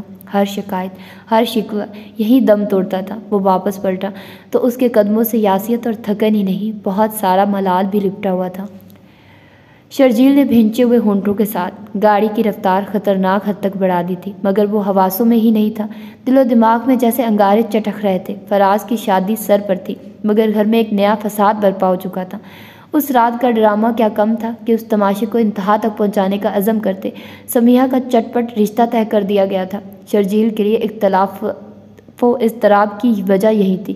جس سے سمیحہ کا رشتہ طے کیا جا رہا تھا وہ 40 سے اوپر کا آدمی تھا، پہلے سے 2 بیویاں بھگتانے والا ادھیڑ عمر خرانٹ صورت مرد، جس کی اس کے برابر کی اولاد تھی۔ شرجیل کو یہ سراسر ظلم اور زیادتی لگی تھی۔ وہ یہ زیادتی برداشت نہیں کر سکا تو مشتعل ہو اٹھا تھا۔ میں آپ لوگوں میں سے ہرگز بھی سمیہ کے ساتھ یہ ظلم نہیں ہونے دوں گا، سن لیں آپ سب۔ جس وقت وہ دندناتا ہوا تاؤ جی کے سامنے آیا، انہوں نے تنزیہ ہنکارا بھر کر اسے سر تا پیر معنی خیز نظروں سے دیکھا، پھر مسکرائے۔ آ گیا اونٹ پہاڑ کے نیچے، اب تو کہو گے تم سمیہ کا نکاح میرے ساتھ کر دو، ہے نا؟ حد تھی گھٹیا پن کی۔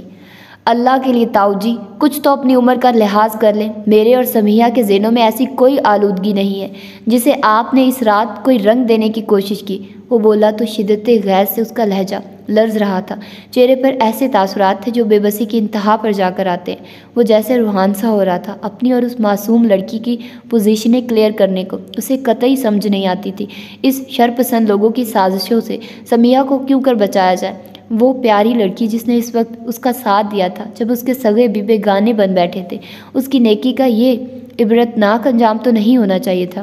دیکھو لڑکے، ہم جو کچھ کر رہے ہیں وہ بالکل درست ہے، لڑکی کا چال چلن ٹھیک نہیں، ایسا رشتہ بھی غنیمت ہے، بھلا کون ایسی آنکھوں دیکھی مکھی نگلتا ہے؟ وہ کتنے سکون سے کہہ رہے تھے۔ شرجیل نے اس آخری بات پر جیسے تھرا کر انہیں دیکھا۔ کیا مطلب؟ آپ نے اس آدمی کو یہ بھی بتلا دیا کہ؟ الفاظ اس کے حلق میں پھنس گئے۔ تاؤ جی اسے تنزیہ نظروں سے دیکھ رہے تھے۔ کل کو بات کھلتی تو معاملہ خراب ہوتا، وہ بھلا مانس انسان ہے، پھر بھی مان گیا، کہا نہ آنکھوں دیکھی مکھی۔ وہ اپنے کارنامے کو فخر سے بیان کر رہے تھے۔ شرجیل کو ان سے زیادہ چاچو چاچی کے رویے نے شدید دکھ میں مبتلا کیا تھا، جو بیٹی کی حالت اور پارسائی پر دھیان کرنے کے بجائے تاؤ جی اور تائی ماں کی باتوں پر آنکھیں بند کر کے یقین کر رہے تھے۔ اور مجال ہے جو اس کھلے ظلم کے مظاہرے پر احتجاج کا ایک لفظ بھی ان کی زبان سے نکلا ہو۔ شرجیل نے اچھی طرح جانا، یہ زرگزیدہ لوگ تھے، تن آسانی جن کا شیوا تھا، غیرت، انا اور عزت جانے کب کی ان کے پیروں کی دھول ہو چکی تھی۔ اس نے چپ سادھ لی، مگر اس کی خاموشی کے پیچھے کون سا اسرار ہے یہ کوئی نہ جان سکا، یہاں تک کہ اپنی قسمت کا فیصلہ سن لینے کے بعد سسک کر بے حال ہوتی سمیہ بھی۔ وہ تو آدھی رات کو جب درد سے پھٹتے سر کو آرام دینے کی غرض سے دوا لے کر سوئی تھی کہ کسی کے جھنجھوڑ کر جگا دینے پر ہڑبڑا کر اٹھی، اور شرجیل کو روبرو پا کر اس کی آنکھیں حیرت سے زیادہ خوف سے پھٹنے لگی تھی۔ شرجی بھیا آپ؟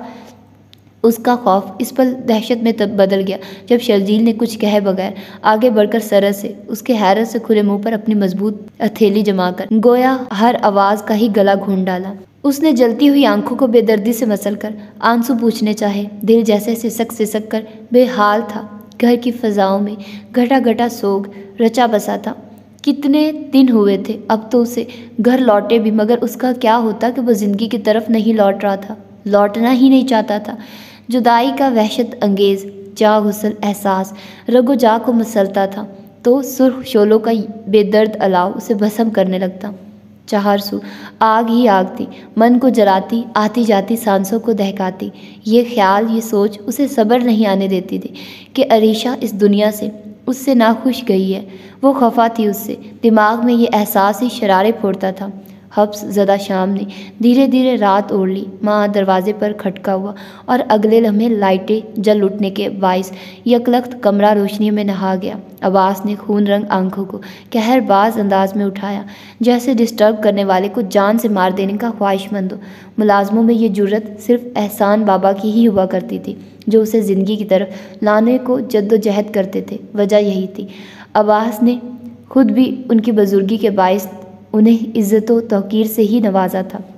وہ ہر لحاظ سے اس کے خیر خواہ تھے، مگر دروازے پر احسان بابا کے بجائے فاطمہ تھی۔ میں آپ کی طبیعت پوچھنے آئی تھی، آپ ٹھیک تو ہے نا؟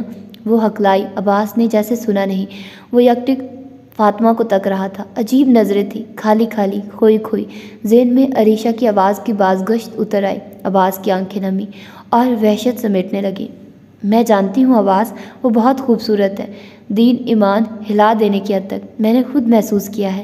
تم بھی اسے دیکھتے ہو تو تمہیں اپنی نظروں کی بے اختیاری کا احساس نہیں رہتا، یعنی طے ہوا اس کا حسن تم پر بھی اس انداز میں اثر دکھاتا ہے جسے کسی بھی عام انسان پر۔ یہی فطری چیز ہے۔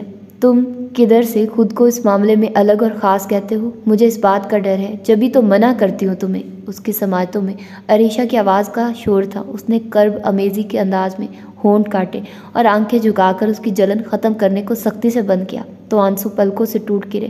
فاطمہ نے اس کی اندرونی کیفیت کو نہیں سمجھا، البتہ اس کے آنسو دیکھ لیے تھے، جبھی تڑپ کر آگے بڑھی۔ وہ عباس کی بے اتنائی کے باوجود پیچھے رہ ہی نہیں سکتی تھی۔ میں یہاں سے گزر رہی تھی، سوچا آپ کی خیریت دریافت کرتی چلوں۔ عباس نے یوں یکدم آنکھیں کھول دی جیسے کسی نے اس کے وجود پر چابک رسید کر ڈالا ہو۔ وہ یوں کرسی چھوڑ کر اٹھا جیسے بچھو نے ڈس لیا ہو اور اسے سرخ آنکھوں سے گھورتا اس کے سامنے جم کر کھڑا ہو گیا۔ آن کی آن میں اس کا چہرہ سنگین تاثر دینے لگا تھا۔ آئندہ یہ زحمت مت کیجیے گا، سمجھی؟ اس کے دھیمے لہجے میں سرد گھراہٹ اور غضب کا قہر پوشیدہ تھا۔ آنکھیں لہو ٹپکا رہی تھی اور تیور قتل کر دینے والے۔ فاطمہ کو کہاں توقع تھی اس درجہ توہین امیز سلوک کی؟ مارے گھبراہٹ کے اس کے ہاتھ سے پاؤچ چھوٹ گیا۔ وہ خوف سے پھٹ جانے والی آنکھوں اور حیرت سے نیم واہ ہونٹوں کے ساتھ فق چہرہ لیے اسے تک رہی تھی۔ آپ کی ذات پر کوئی حرف نہیں آیا، مگر میرا بہت ناقابل تلافی نقصان ہو چکا ہے۔ چلی جاؤ یہاں سے، میں تمہاری شکل بھی نہیں دیکھنا چاہتا۔ اس کے اندر باہر آگ دہک اٹھی تھی۔ یہ پسپائی تو موت تھی، انا کی، بھرم کی، نسوانیت کی بھی۔ اس کی آنکھیں سمندر کا نقشہ پیش کرنے لگی، ہونٹ کانپتے رہے۔ ایک لفظ کہے بغیر وہ لڑکھڑا کر مڑی اور اپنے ہی دوپٹے سے الجھتی کمرے سے نکل بھاگی۔ اس پیش رفت نے اسے ہمیشہ بے مایا ہی رکھا تھا۔ عباس جو خود پر ضبط کے پہرے بٹھاتا تھک گیا تھا، واپس اپنی جگہ گرتے ہوئے گھٹنوں میں سر چھپا کر بچوں کے انداز میں بلکنے لگا۔ وہ رات قیامت جیسی تھی، بھیانک، دردناک اور طویل۔ عریشہ کے بعد اس کے پاس آنے والی، مسلط ہونے والی ہر گھڑی قیامت میں تھی۔ وہ خود کو فراموش کر گیا تھا، وہ جینا بھول گیا تھا۔ اس نے جان لیا تھا زندگی کی کسی خوشی پر اب اس کا کوئی حق نہیں ہے۔ اس نے عریشہ کو ناراض کیا تھا، اس نے عریشہ کو کھو دیا تھا، اب کچھ باقی نہیں تھا، اب اسے کچھ چاہیے بھی نہیں تھا۔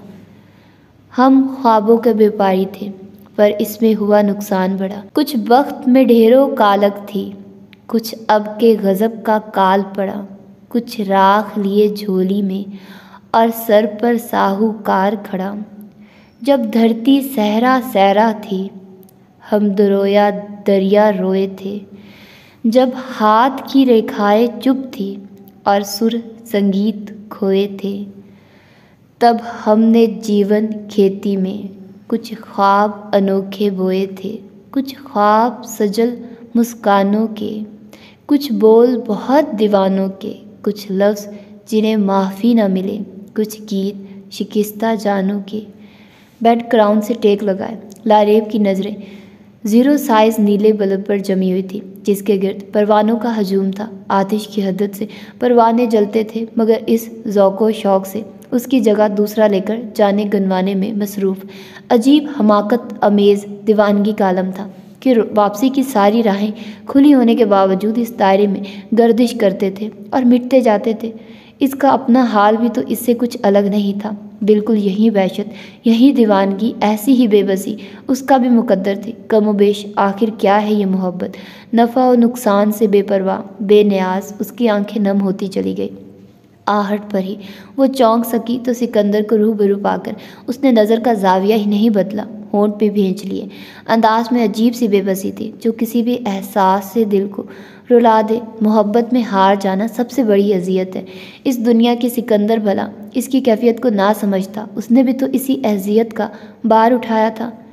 مجھے یہیں لیٹنا ہوگا، اسٹور روم میں کل رات اماں نے دیکھ لیا مجھے، میرا بہانہ شاید کام دکھا گیا وقتی، مگر ان کے شک کو یقین میں بدلنا نہیں چاہتا۔ کچھ عرصہ برداشت کر لیں، صورتحال قابو میں آئے تو میں لازمی کوئی انتظام کر لوں گا۔ سکندر اسے نظریں چار کیے بنا کہہ کر صوفے پر بیٹھ چکا تھا اور جھک کر اپنے جوتے اتار رہا تھا۔ کمرے میں پھیلے سناٹے میں کچھ اور اضافہ ہو گیا تھا۔ یہ خاموشی سکندر کے لیے حیران کن ہی تھی۔ جبھی اس نے بے اختیار چہرہ اونچا کر کے اسے خاصے تحیر سے دیکھا، اس کا چہرہ بے تاثر تھا۔ سکندر نے شرارت امیز انداز میں مسکراہٹ دبائی۔ کچھ بولے گی نہیں؟ یہ نازک ہونٹ تو زہر اگلتے، انگارے برساتے ہی اچھے لگتے ہیں۔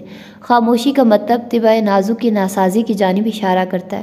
لاریب نے اس گہرے افشانی پر بھی کمال ضبط کا مظاہرہ کیا اور اسی طرح خاموش بیٹھی رہی تھی۔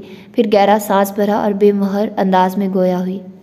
تمہارے ہاتھ لگے ہیں تو جو کرو سو کرو، ورنہ تم سے تو ہم 100 غلام رکھتے ہیں۔ सिकंदर के चेहरे पर एक रंग आकर गुजर गया। माँ उसने खुद को संभाला और अपनी जगह छोड़कर पुरसुकून अंदाज में बिस्तर के नज़दीक आ रुका। तो गोया आपने हालात से समझौता कर लिया, हथियार फेंक दिए। वो पता नहीं क्यों इतना संजीदा था।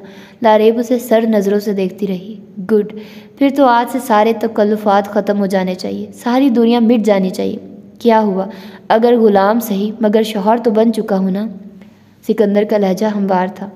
फजूल बातों से बेहतर है कि तुम जाकर अपनी जगह पर लेटो। अंदर से हौलती हुई वो बज़ाहिर बहुत दृष्टि से बोली थी। अंदाज इतना कुतराया हुआ और ख़ाइफ था कि सिकंदर का उसका गुरेज, उसका खौफ साफ महसूस हुआ। मेरी जगह है कौन सी, उसका तयन भी आप ही करेंगी। उसका लहजा तल्ख तर हो चला। लारेब ने लर्जती पलके लम्हा भर को उठाकर उसका आँच देता चेहरा देखा, फिर होंठ खींच लिए। मुझे परेशान नहीं करो प्लीज़, वरना आज तुम्हें नहीं मुझे बाहर जाना पड़ेगा। उसने बेरहम लहजे में जतलाना ज़रूरी समझा, जबकि सिकंदर का चेहरा जाने किस एहसास के तहत सुर्ख हो गया। मेरा ज़ब्त मत आजमाइए लारेब बीबी, मैं नहीं चाहता कि आपका भरम टूटे। मैं वक्ती तैशो इश्तियाल में आपसे कोई गुस्ताखी कर जाऊं और अपनी मोहब्बत को उम्र भर के लिए किसी इल्ज़ाम की ज़द पर रख दूं। कुछ तो ख्याल करिए, आपको ना सही मगर मुझे ज़रूर मोहब्बत है आपसे। उसने घुटी हुई आवाज़ में कहा और सोफे पर लेट कर फौरी करवट बदल ली। अपने ऊपर उसने वही ब्राउन मर्दाना शॉल फैला ली थी जिसे वो ओढ़े हुए था। उसका दिल अजीब सी वहशत भरी यासियत का शिकार हो चुका था। भला कोई इख्तिताम या मंजिल थी इस सफ़रे ला हासिल की। उसे लगने लगा वो इंतज़ार और सब्र करता बलाखिर जान से गुजर जाएगा, मगर वो पत्थर दिल लड़की कभी मोम नहीं हो सकेगी। मेरे सामने इस फजूल और थर्ड क्लास मोहब्बत का ढंढोरा ना पीटा करो, समझे? घिन आती है मुझे, इतनी ही नफरत करती हूँ मैं तुमसे। अगर तुम समझो, अगर तुम जान पाओ। वो भीगे हुए बेगानगी छलकाते लहजे में जतलाना ज़रूरी समझ रही थी। सिकंदर तौहीनो सबकी के साथ साथ अजियत के शदीद तरीन एहसास समेत पथरा सा गया। मारे तज़हीक व ज़िल्लत के उसका चेहरा यकलख्त पीला पड़ गया। किसी दर्जा सफाक और बेरहम थी वो, बेहद खूबसूरत नज़र आने वाली लड़की। उसने अजियत की बर्फ़ इस पूरी रात अपने वजूद पर गिरती महसूस की। हज़ार बार ज़ब्त के बावजूद भी वो आंखों को नम होने से नहीं बचा सका।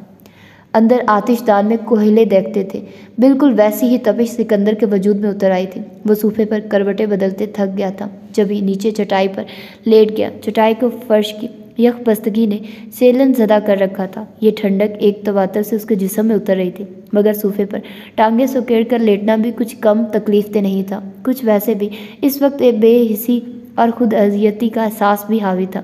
जब ही ढीठ बनकर लेटा रहा, नींद अभी गहरी भी नहीं हुई थी कि जब किसी एहसास के ज़ेरे असर उसे फिर से जागना पड़ गया। ज़हन ख्वाब दीदा था। वो इस तरह आंख खुलने की वजह समझने से कासिर अभी किसी नतीजे पर नहीं पहुंच सका था कि लारेब की वहशत भरी चीख पर अपनी जगह से उछलकर खड़े होने पर मजबूर हुआ। सबसे पहले उसने लाइट ऑन की थी। पलट कर देखने पर सबसे पहली नज़र बेड पर बैठी हवास बाख्ता चेहरे वाली लारेब पर पड़ी, जिसके खुले बाल बेतरतीब थे और चेहरे पर खौफ व हरास का गलबा। सिकंदर ने फिलफौर निगाह बदल ली। सांप! वो फिर चीखी और छलांग मारकर बिस्तर से उतरी और उसके पहलू में आकर खड़ी हो गई। उसका नाजुक जिस्म तूफान की जद पर आई नाजुक डाली की तरह लर्ज रहा था। मैंने खुद देखा, उसने सिकंदर को यकीन सौंपना चाहा, जो पता नहीं सांप का सुनकर भी क्यों बेनियाज और बेगाना बना खड़ा था। खुद देखा? अंधेरे में सिकंदर का सर लहजा तंज आमेज था, मगर लारेब इस पल हवासों में ही नहीं थी कि उसके लहजे की काट पर गौर कर सकती। वो मेरे हाथ पर रेंग रहा था। मैंने हाथ झटका तो आंसुओं से भीगी बेअहसान और लर्जा आवाज़ में उसे आगाह करती एकदम ठटकी और खुद खौफज़दा नज़रों को फर्श पर मतलाशी अंदाज में दौड़ाने लगी। वो मुझे काट भी सकता था, तुम देखो तो यहीं कहीं होगा। खौफ से कांपती वो गैर महसूस मगर लाशऊरी तौर पर सिकंदर से करीब होती उसके बाजू से चिपक गई थी। सिकंदर ने झुंझलाहट भरे अंदाज में अपना बाजू झटक कर उसे दूर हटाया, मगर लारेब ने उसकी कोशिश कामयाब नहीं होने दी। उसके ख़राब मूड से बेखबर इस पर लारेब के हवासों पर बस सांप का खौफ सवार था। अच्छा छोड़िए, देखने तो दे मुझे। सिकंदर की झुंझलाहट और बड़ी थी, किसी कदर गुस्से से कहते। उसने अपना बाजू छुड़वाया और इसी गुस्से में चंद लम्हों के अंदर उसने पूरा कमरा उल्ट कर रख दिया, मगर सांप का कोई सुराग नहीं मिल सका। सो जाइए, ऐसा कुछ नहीं है यहाँ, वहम है आपका। सिकंदर के बेरुखी से भरपूर अंदाज में बेएतनाई का तासुर गहरा था। लारेब खाइफ और मुतज़ब्ज़िब खड़ी थी। अब क्या है? वो जैसे फाड़ खाने को दौड़ा। مما مجھے ڈر لگ رہا ہے۔ روحان سے انداز میں جو توضیح دی گئی وہ سکندر کی جان جلا کر رکھ گئی۔ بہت خوب، تو محترمہ اب آپ کے ڈر کا تعویذ میں کہاں سے جا کر لے آؤں؟ حکم کیجیے۔ بے رحم کھردرا لہجہ لاریب کے اعصاب سن کر گیا۔ وہ توہین کے احساس سے منجمد رہ گئی۔ اوفو، کہا نا کچھ نہیں ہے یہاں۔ چلیے لائٹ جلتی ہے، چھوڑ دیتا ہوں، لیٹ جائیے۔ سکندر کو ہی پسپائی اختیار کرنا پڑی۔ پتہ نہیں کیا تھا اس میں ایسا کہ وہ ہمیشہ بے بس ہو جایا کرتا تھا، مگر لاریب پر اس کا وہی لہجہ جس میں بیزاری تھی اس کے دل پر ایسی ضرب کاری کر گیا تھا جب بھی وہ کسی طرح بھی خود پر قابو نہیں پا سکی۔ آنسو بے صبرے پن کا مظاہرہ کرتے برس پڑے۔ سکندر کی نظر اس بن بادل برسات پر پڑی تو سر پیٹنے والا ہو گیا۔ ملکہ عالیہ، کیا گستاخی سرزد ہوگی غلام سے اب؟ چبھتا ہوا لہجہ سماعتوں میں جیسے سیسا پگھلانے کا باعث بنا تھا۔ لاریب کے آنسوؤں میں شدت آنے لگی۔ وہ ہونٹ بھینچے اسے تکنے لگا۔ تم میرے ساتھ آ جاؤ وہاں بیڈ پر۔ اس نے نظریں چار کیے بنا لاریب کی جو فرمائش کی وہ سکندر کو بھگ سے اڑا گئی۔ جو بھی تھا جیسے بھی تھا، سکندر کی مردانہ انا پر شدید چوٹ پڑی تھی۔ جب بھی آنکھوں میں غضب کی حدتیں سمٹ آئی، کوئی پوچھتا کیا تھی بھلا لاریب کے نزدیک اس کی اہمیت؟ محض کاٹ کا الو جسے ضرورت کے وقت وہ اٹھا کر سر پر بھی رکھ سکتی، ورنہ اس کی ٹھوکروں کی زد پر تو تھا ہی۔ دانتوں پر دانت جمائے وہ ایک لفظ کہے بغیر چادر سر تک تان کر لیٹ گیا۔ لاریب جس کا دل خوف سے بند ہو رہا تھا بے حسی کے اس مظاہرے پر ششدر رہ گئی۔ کچھ دیر ساکن کھڑی اس کے خیمہ زن وجود کو تکتی رہی، پھر ہمت کا مظاہرہ کرتے ہوئے چادر کا کونا کھینچا۔ سکندر پلیز۔ اس کا بدن لرزتا لجاجت امیز لہجہ تھا۔ خوفناک رات کا سہم اور شام کی دہشت کا وحشت بھرا احساس اسے اس وقت سارا تنتنا بھلائے ہوئے تھا۔ سکندر ایسے اٹھا جیسے کوئی طوفان ہو۔ کیا سمجھتی ہو تم مجھے لاریب؟ اسے خون خوار نظروں سے گھورتا وہ زور سے چینکا تو لاریب اس کے جارحیت بھرے انداز پر دم بخود رہ گئی۔ نفرت کرتی ہو مجھ سے؟ گھن آتی ہے تمہیں مجھ سے؟ تو پھر یہ گنجائش بھی کیوں؟ کیا سمجھوں میں اسے، تمہاری عنایت یا بھیک میں دی گئی توجہ؟ یہ تو طے ہے نا کہ تم جذبات میں بے قابو ہو کر میرے پاس نہیں آئی ہو۔ پھر بھی میں فرشتہ نہیں ہوں کہ اس آزمائش میں کوئی حد کراس نہ کروں۔ بچی ہو تم، اس سیدھی بات کو خود سے کیوں نہیں سمجھ جاتی؟ کیوں مجھے آزمانے پر تلی ہوئی ہو؟ وہ برس رہا تھا، اس کی مٹھیاں بھینچی ہوئی تھی اور چہرہ سرخ اور تیور اتنے خونی کہ لاریب کو اس سے خوف آنے لگا۔ سکندر تیز تر تنفس کے ساتھ اسے اپنے سامنے سے دھکیلتا آندھی طوفان کی طرح کمرے سے نکل گیا۔ لاریب صدمے کی انتہا پر جا کر گم کھڑی تھی۔ دھیرے دھیرے حواس بحال ہوئے تو اس کی بات کا مفہوم سمجھ میں آیا اور جیسے زمین میں گڑ گئی۔ وہ ہرجائی تھا نہ ہی دل پھینک، بس وقت اور حالات نے اس کے ساتھ عجیب کھیل کھیلا تھا کہ وہ بے مہر ہی نہیں اسے بے وفا بھی سمجھ بیٹھی تھی۔ ایسی روٹھی تھی کہ پھر پلٹ کر دیکھنا بھی گوارا نہیں کیا۔ ازالہ کی کوئی صورت ہی ممکن نہ رہی تھی۔ ناراضی کا یہ احساس اتنا شدید تھا، اس قدر بوجھل کر دینے والا کہ اسے کچھ سجائی نہ دیتا تھا، دکھائی نہ دیتا تھا۔ ملازموں نے کئی بار بتایا بچوں کو فاطمہ بی بی لے گئی ہیں، اسے ان کی خبر گیری تو کرنی چاہیے، مگر وہ دھیان سے سنتا کب تھا کہ عمل کی نوبت آتی؟ اسے تو غم سے فرصت نہیں تھی، اس نے تو غلط فہمی دور بھی کی تھی، یہ الگ بات یقین نہیں کیا گیا۔ اور عریشہ کی بدگمانی صحیح معنوں میں عباس کو دل کے پاگل پن سے دوچار کر گئی۔ ماضی کے ان لمحوں کو پوری جزیات سے سوچنا جب عریشہ اس کے ساتھ تھی، اور پھر اس کمی اس نقصان کا احساس حواسوں پر سوار کر لینا، وہ واقعی خود اذیتی کا شکار تھا۔ وہ غم کی جس اتھاہ گہرائی میں گرا تھا اس سے باہر آنے کے بجائے مزید نیچے اترتا جا رہا تھا۔ راہداری عبور کرتے ہوئے ہال کمرے میں ملازمہ نے ایک طویل عرصے بعد صاحب کو کمرے سے باہر دیکھا تو حیرت و خوشی سے اپنی جگہ ٹھٹک گئی۔ عجلت بھری آواز میں اس پر سلامتی بھی بھیجی، مگر وہ جواب دیے بغیر آگے بڑھتا چلا گیا۔ لان کے ساتھ پورچ تھا، مگر وہ گاڑی کی جانب نہیں آیا۔ باوردی شوفر نے اسے دیکھ کر سلام کیا اور اپنی خدمات پیش کرنی چاہی۔ کہاں چلیں گے سر؟ عباس نے ستی ہوئی لہو رنگ آنکھوں سے اسے دیکھا اور سر کو نفی میں جنبش دے کر کھلے گیٹ سے باہر نکل آیا۔ سر ٹھیک ہو رہے ہیں، شکر ہے مالک کا، لگتا ہے بچوں کو لینے گئے ہوں گے۔ اس سوچ نے احسان بابا کو خوشی بخشی۔ عباس کی بیماری اور غیر حاضری کے دوران احسان بابا ہی تھے جنہوں نے تمام ملازموں کو کنٹرول کر رکھا تھا۔ اس سے قبل بھی وہی تمام ملازموں کی تنخواہ کا حساب کتاب رکھتے تھے۔ عریشہ کی موت اور عباس کی بیماری نے ایک قسم کا سارا چارج ہی احسان بابا کے ہاتھ میں خود بخود منتقل کر دیا تھا۔ دیانت دار بزرگ آدمی تھے، عباس کو ان پر بھروسہ ہی نہیں تھا، بلکہ وہ ان کا احترام بھی کرتا تھا۔ احسان بابا بھی عباس کے بہت زیادہ خیر خواہ تھے، بے اولاد تھے جو بھی عباس کے لیے اولاد جیسی شفقت و محبت کے احساسات رکھتے تھے، مگر عریشہ کی والدہ اور بھائیوں کی یہاں گنڈا گردی اور اجارہ داری کے خلاف وہ بھی کچھ نہیں کر سکے کہ بہرحال ان کی اہمیت ایک ملازم کی ہی تھی۔ عباس کے ٹھیک ہو کر گھر آنے کی صورت میں احسان بابا نے اسے اس بابت بتانے کی کوشش کی تھی، مگر یہ پہلا موقع تھا کہ عباس نے انہیں ناراضی سے دیکھا اور بات منقطع کر دی تھی۔ میرے لیے عریشہ کے ساتھ اس سے وابستہ رشتے بھی قابل احترام ہیں، پھر اگر عریشہ نہیں تو یہ ساری مادی چیزیں خود بخود میرے لیے اپنی حیثیت کھو چکی ہیں۔ آپ جانتے ہیں یہ گھر عریشہ کے لیے بنایا اور سجایا تھا میں نے، وہ نہیں ہے، وہ چلی گئی ہے اور وہ اب کبھی واپس نہیں آ سکتی۔ ان کے کاندھے سے لگ کر روتا وہ کتنا قابل رحم لگ رہا تھا۔ احسان بابا کا دل پھٹنے کے قریب ہو گیا تھا۔ ان کے سجدے اس کے بعد دراز ہونے لگے تھے۔ ہر نماز کے بعد وہ صدقے دل سے عباس کے صبر و استقامت کے ساتھ اصلاح کی دعا بھی مانگا کرتے تھے۔ شام رات میں ڈھلنے جا رہی تھی۔ یہ فروری کے آخری دن تھے۔ کراچی میں ان دنوں سردی رخصتی کے مراحل طے کرتی ہے۔ وہ بغیر کسی گرم کپڑے کے یوں ہی نکل آیا تھا۔ ہوا میں خنکی کا احساس غالب تھا، مگر عباس نے کب کی اپنی پرواہ، وہ تو چھوڑ چکے تھے اپنی پرواہ کرنا۔ گلی محلوں سڑکوں بازاروں میں رونق تھی۔ مساجد کو وہ کسی اجنبی نگاہ سے دیکھتا، بے مقصد چلتا، اچانک ٹھٹک کر رکا۔ وہ بھلا کب مذہب سے اتنا نزدیک تھا؟ مومن کی مثال ایک ترازو جیسی ہے، جب اس کے درجات میں اضافہ ہوتا ہے تو اس کی مشکلات میں بھی اضافہ ہوتا ہے۔ اس کی سماعتوں میں یہ آواز پوری جزیات سے اتری، قدموں کی رفتار خود بخود سست پڑ گئی۔ اس کے عین سامنے بلند میناروں والی شاندار مسجد کے لاؤڈ سپیکر سے ابھرنے والی یہ آواز اس مسجد کے امام صاحب کی تھی۔ وہ خالی نظروں سے مسجد جانے والوں کو دیکھتا رہا۔ کھڑے کیوں ہو جوان، اندر چلو، ایک بزرگ نے جاتے جاتے اسے پکارا۔ وہ چونک گیا۔ کچھ لڑکے بھی رک کر حیران و غیر یقینی نظروں سے اسے دیکھنے لگے۔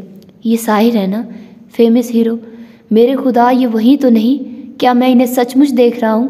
ایک لڑکا دوسرے کے کان میں گھس کر شوق خنکتی آواز میں کہہ رہا تھا۔ عباس سپاٹ چہرے کے ساتھ کھڑا رہا۔ اس کے دل و دماغ میں عجیب سی کشمکش جاری تھی۔ بالکل وہی ہے، انہیں حادثہ پیش آ گیا تھا، یاد ہے نا؟ آؤ بات کرتے ہیں ان سے، انہیں ان کی وائف کا پرسہ بھی دے دیں گے۔ ارے رکو، یہ نارمل نہیں ہے۔ اور وہ دونوں بدستور خسر پھسر کر رہے تھے۔ عباس کے اندر یکلخت الاؤ بھڑک اٹھے۔ وہ پلٹا اور ان نوازوں کی پہنچ سے دور ہونے کو پاگلوں کی طرح دوڑنے لگا۔ صرف ضیاء کا احساس نہیں تھا، تمام زخم بھی ہرے ہو گئے تھے۔ اس کی آنکھوں سے بہتے آنسو اس کے اڑتے ہوئے قدموں سے لپٹ کر بے مول ہوتے رہے۔ اسے آج بھی اپنا نقصان یاد تھا، اسے آج بھی اللہ سے شکوہ تھا، مگر وہ یہ بات بھول گیا تھا کہ اس نے خود اللہ کو کب سے بھلا رکھا ہے۔ یہ غفلت، یہ بے نیازی سراسر نقصان کا باعث تھی، مگر وہ تو جیسے اب ہر نقصان سے بے نیاز ہو چکا تھا۔ سرما کی یہ گلابی شام انتہائی سست روی سے رات اوڑھتی جا رہی تھی۔ عجیب یاسیت زدہ فضا تھی۔ شہتوت کے پتوں نے برفیلی ہوا کے تھپیڑوں کے باعث شور مچا رکھا تھا۔ گھر میں غیر معمولی خاموشی تھی، صرف کچن سے کھٹ پٹ کی آوازیں گونجتی تھیں۔ لاریب کمرے میں بے مقصد ٹہلتی، کبھی رک کر سیل فون کو دیکھنے لگتی۔ یہ سیل فون بھی سکندر نے لا کر دیا تھا، تب وہ جو اس سے نگاہ بھی نہیں ملا پاتی تھی، اس وقت الجھ گئی تھی۔ مجھے تمہاری اس عنایت کی ضرورت نہیں ہے، وہ حسب عادت اکڑ گئی تھی۔ سکندر نے ہونٹ بھینچ کر خاموش نظروں سے اسے دیکھا۔ ہر بات میں ضد نہیں کرتے لاریب، ضرورت پڑ سکتی ہے۔ مجھے تم سمیت تمہاری عنایات کی کبھی ضرورت نہیں پڑ سکتی، سن لو تم۔ لاریب کو اس وقت تک ہتک کے شدید احساس نے جکڑ رکھا تھا۔ وہ یہ سوچ سوچ کر بھڑکتی تھی، سکندر نے اس رات آخر کیا سوچ کر اس کی توہین کی، جب بھی جھلستی رہی تھی، مگر اس وقت جتلانا ضروری سمجھا تھا۔ مجھے لگتا ہے اس رات تم شدید غلط فہمی کا شکار ہو گئے تھے مسٹر، وہ محض سانپ کا خوف تھا، تمہیں بیڈ پر بلانے کی وجہ اور کوئی نہیں ہو سکتی، سمجھے؟ اور سکندر جو حیران سا اسے تک رہا تھا، اس وضاحت کو سن کر بے ساختہ ہنستا چلا گیا۔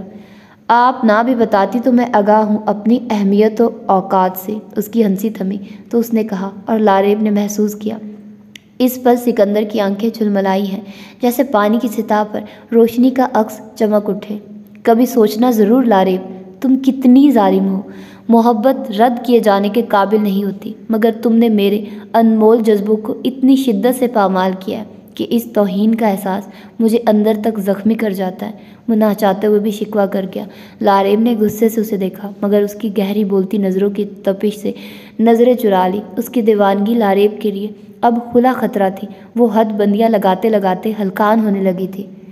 اس طرح محبت کا پرچار نہ کیا کرو میرے سامنے، کوئی فائدہ نہیں ہے۔ اس کا لہجہ زہر خن تھا اور سکندر نے ضبط کی کوشش میں آخری حد تک خود کو آزمایا تھا۔ مجھے یہ خوش فہمی کبھی لاحق نہیں رہی کہ میرے جذبے کبھی آپ پر اثر انداز ہوں گے یا آپ کو کبھی اپنے رویوں پر ہی تعصب ہوگا۔ میں ہمیشہ اس بات پر متاسف رہا ہوں کہ آپ کے لیے تمام تر نیک خواہشات رکھنے کے باوجود آپ کے کسی کام نہیں آ سکا۔ اس پر سکندر کی سرخ آنکھوں سے جانے کیوں لاریب کو نگاہ چرانا پڑ گئی۔ سیل فون کی گنگناہٹ پر لاریب نے اپنی سوچوں سے چونک کر موبائل کی جلتی بجھتی اسکرین کو دیکھا جس پر سکندر کا نام بلنک کر رہا تھا۔ لاریب بے تاثر نظروں سے اسکرین کو گھورتی رہی یہاں تک کہ گھنٹی بند ہو گئی۔ وہ اس وقت اتنی خفا تھی، سکندر سمیت خود سے بھی، کہ اس سے بات کرنا بھی نہیں چاہتی تھی۔ لاریب، میں آج رات گھر نہیں آ سکوں گا۔ آپ آتش دان چلا لینا اور کھانا وقت پر کھا لینا پلیز۔ مزید 2-3 مرتبہ جب گھنٹی بج کر بند ہوئی اور لاریب نے فون نہیں سنا تو سکندر نے ٹیکسٹ کے ذریعے اسے اپنی بات پہنچائی، جسے پڑھ کر لاریب کے چہرے پر حقارت بھرے تاثرات امڑ آئے۔ اگلے لمحے اس کی انگلیاں طیش کے عالم میں اس کا نمبر ملا رہی تھی۔ جی حکم۔ کال ریسیو ہوتے ہی لاریب کی سلگتی سماعتوں میں سکندر کی شریر آواز گونجی تھی۔ بات سنو، تمہیں یہ خوش فہمی کس نے دلائی کہ مجھے تمہارے گھر آنے یا جانے سے کوئی واسطہ ہے؟ اگر تم قیامت تک بھی میرا انتظار کرو گے تو میں قیامت تک بھی پلٹ کر تمہاری جانب نہیں دیکھوں گی۔ وہ پھنکاری تھی۔ اشتعال کی شدید کیفیت نے اس کا چہرہ و آنکھیں دہکا کر انگارہ بنا دی۔ دوسری جانب سناٹا بولنے لگا، اتنا غمگیر سناٹا کہ لاریب کو لائن کٹ جانے کا گمان گزرا۔ ہیلو، اس نے بے ساختہ پکارا۔ تب سکندر کے سرد آہ بھرنے کی آواز ابھری۔ اور کچھ کہنا ہے آپ کو؟ اس کا ٹھہرا ہوا لہجہ معمول کے مطابق تھا۔ میں لعنت بھی نہیں بھیجتی تم پر، میری بلا سے کبھی لوٹ کر نہیں آنا، سمجھے؟ اس نے گھر آ کر کہتے فون پٹک دیا۔ پتر سکندر، تو آج نہیں آ سکے گا۔ دھی رانی، آپ روٹی کھا لو، میں لا دوں؟ لاریب نے کھٹکے پر پلٹ کر دیکھا تو اماں کو کھڑے پا کر اس کا پہلے سے خراب ہوا دماغ کچھ اور بھی تلخی سمیٹ لایا۔ مجھے نہیں کھانا، جب کسی چیز کی ضرورت ہوگی تو خود لے لوں گی، ہاتھ پیر سلامت ہے میرے۔ اور بات سنو، بلا اجازت منہ اٹھا کر میرے کمرے میں نہ گھسایا کرو۔ ماں ہوں گی تم سکندر کی اور وہ میرے جوتے کی نوک پر رہتا ہے، اس سے تم اپنی حیثیت و مقام کا تعین کر لو۔ بے رحم بد لحاظ لہجہ جس میں سوائے تذلیل کے اور کچھ نہیں تھا۔ اماں کا رنگ بتدریج پھیکا پڑ گیا، ان کے ہونٹ کچھ کہنے کی کوشش میں کانپے اور آنکھیں اتنی تیزی سے برسی کہ لاریب بھی ششدر رہ گئی۔ گستاخی معاف کر دو پتر، ہم تو نوکر ذات ہیں، میں دوبارہ کبھی آپ کے کمرے میں نہیں آؤں گی۔ وہ بولی تو ان کا لہجہ آنسوں کی نمی سے بھیگا ہوا تھا اور رقت امیز تھا۔ اپنی میلی پرانی سی اوڑھنی سے آنسو رگڑ کر صاف کرتے وہ پلٹ کر کمرے سے چلی گئی۔ لاریب ہونٹ بھینچے ساکن کھڑی رہ گئی۔ اس بوڑھی عورت کے آنسو دل پر موجود غم اور بوجھ کو بڑھاوا دے گئے تھے، مگر اس کی سوچوں میں ابھی بھی آگ جل رہی تھی۔ میں تمہارا جینا حرام کر دوں گی سکندر، آخر کب تک برداشت کرو گے؟ اور یہ بالکل صحیح طریقہ ہے تم سے جان چھڑانے کا۔ اس کا منتقم انداز اس پل بھی شدت پسندی لیے تھا۔ تو جناب، یہ تھی آج کی ایپیسوڈ۔ آئی ہوپ آپ لوگوں کو پسند آئی ہوگی۔ تو آپ لوگوں نے اپنا ڈھیر و ڈھیر خیال رکھنا ہے، مجھے دعا میں یاد رکھنا ہے۔ ملتے ہیں انشاءاللہ اس کی اگلی ایپیسوڈ میں۔ اللہ حافظ۔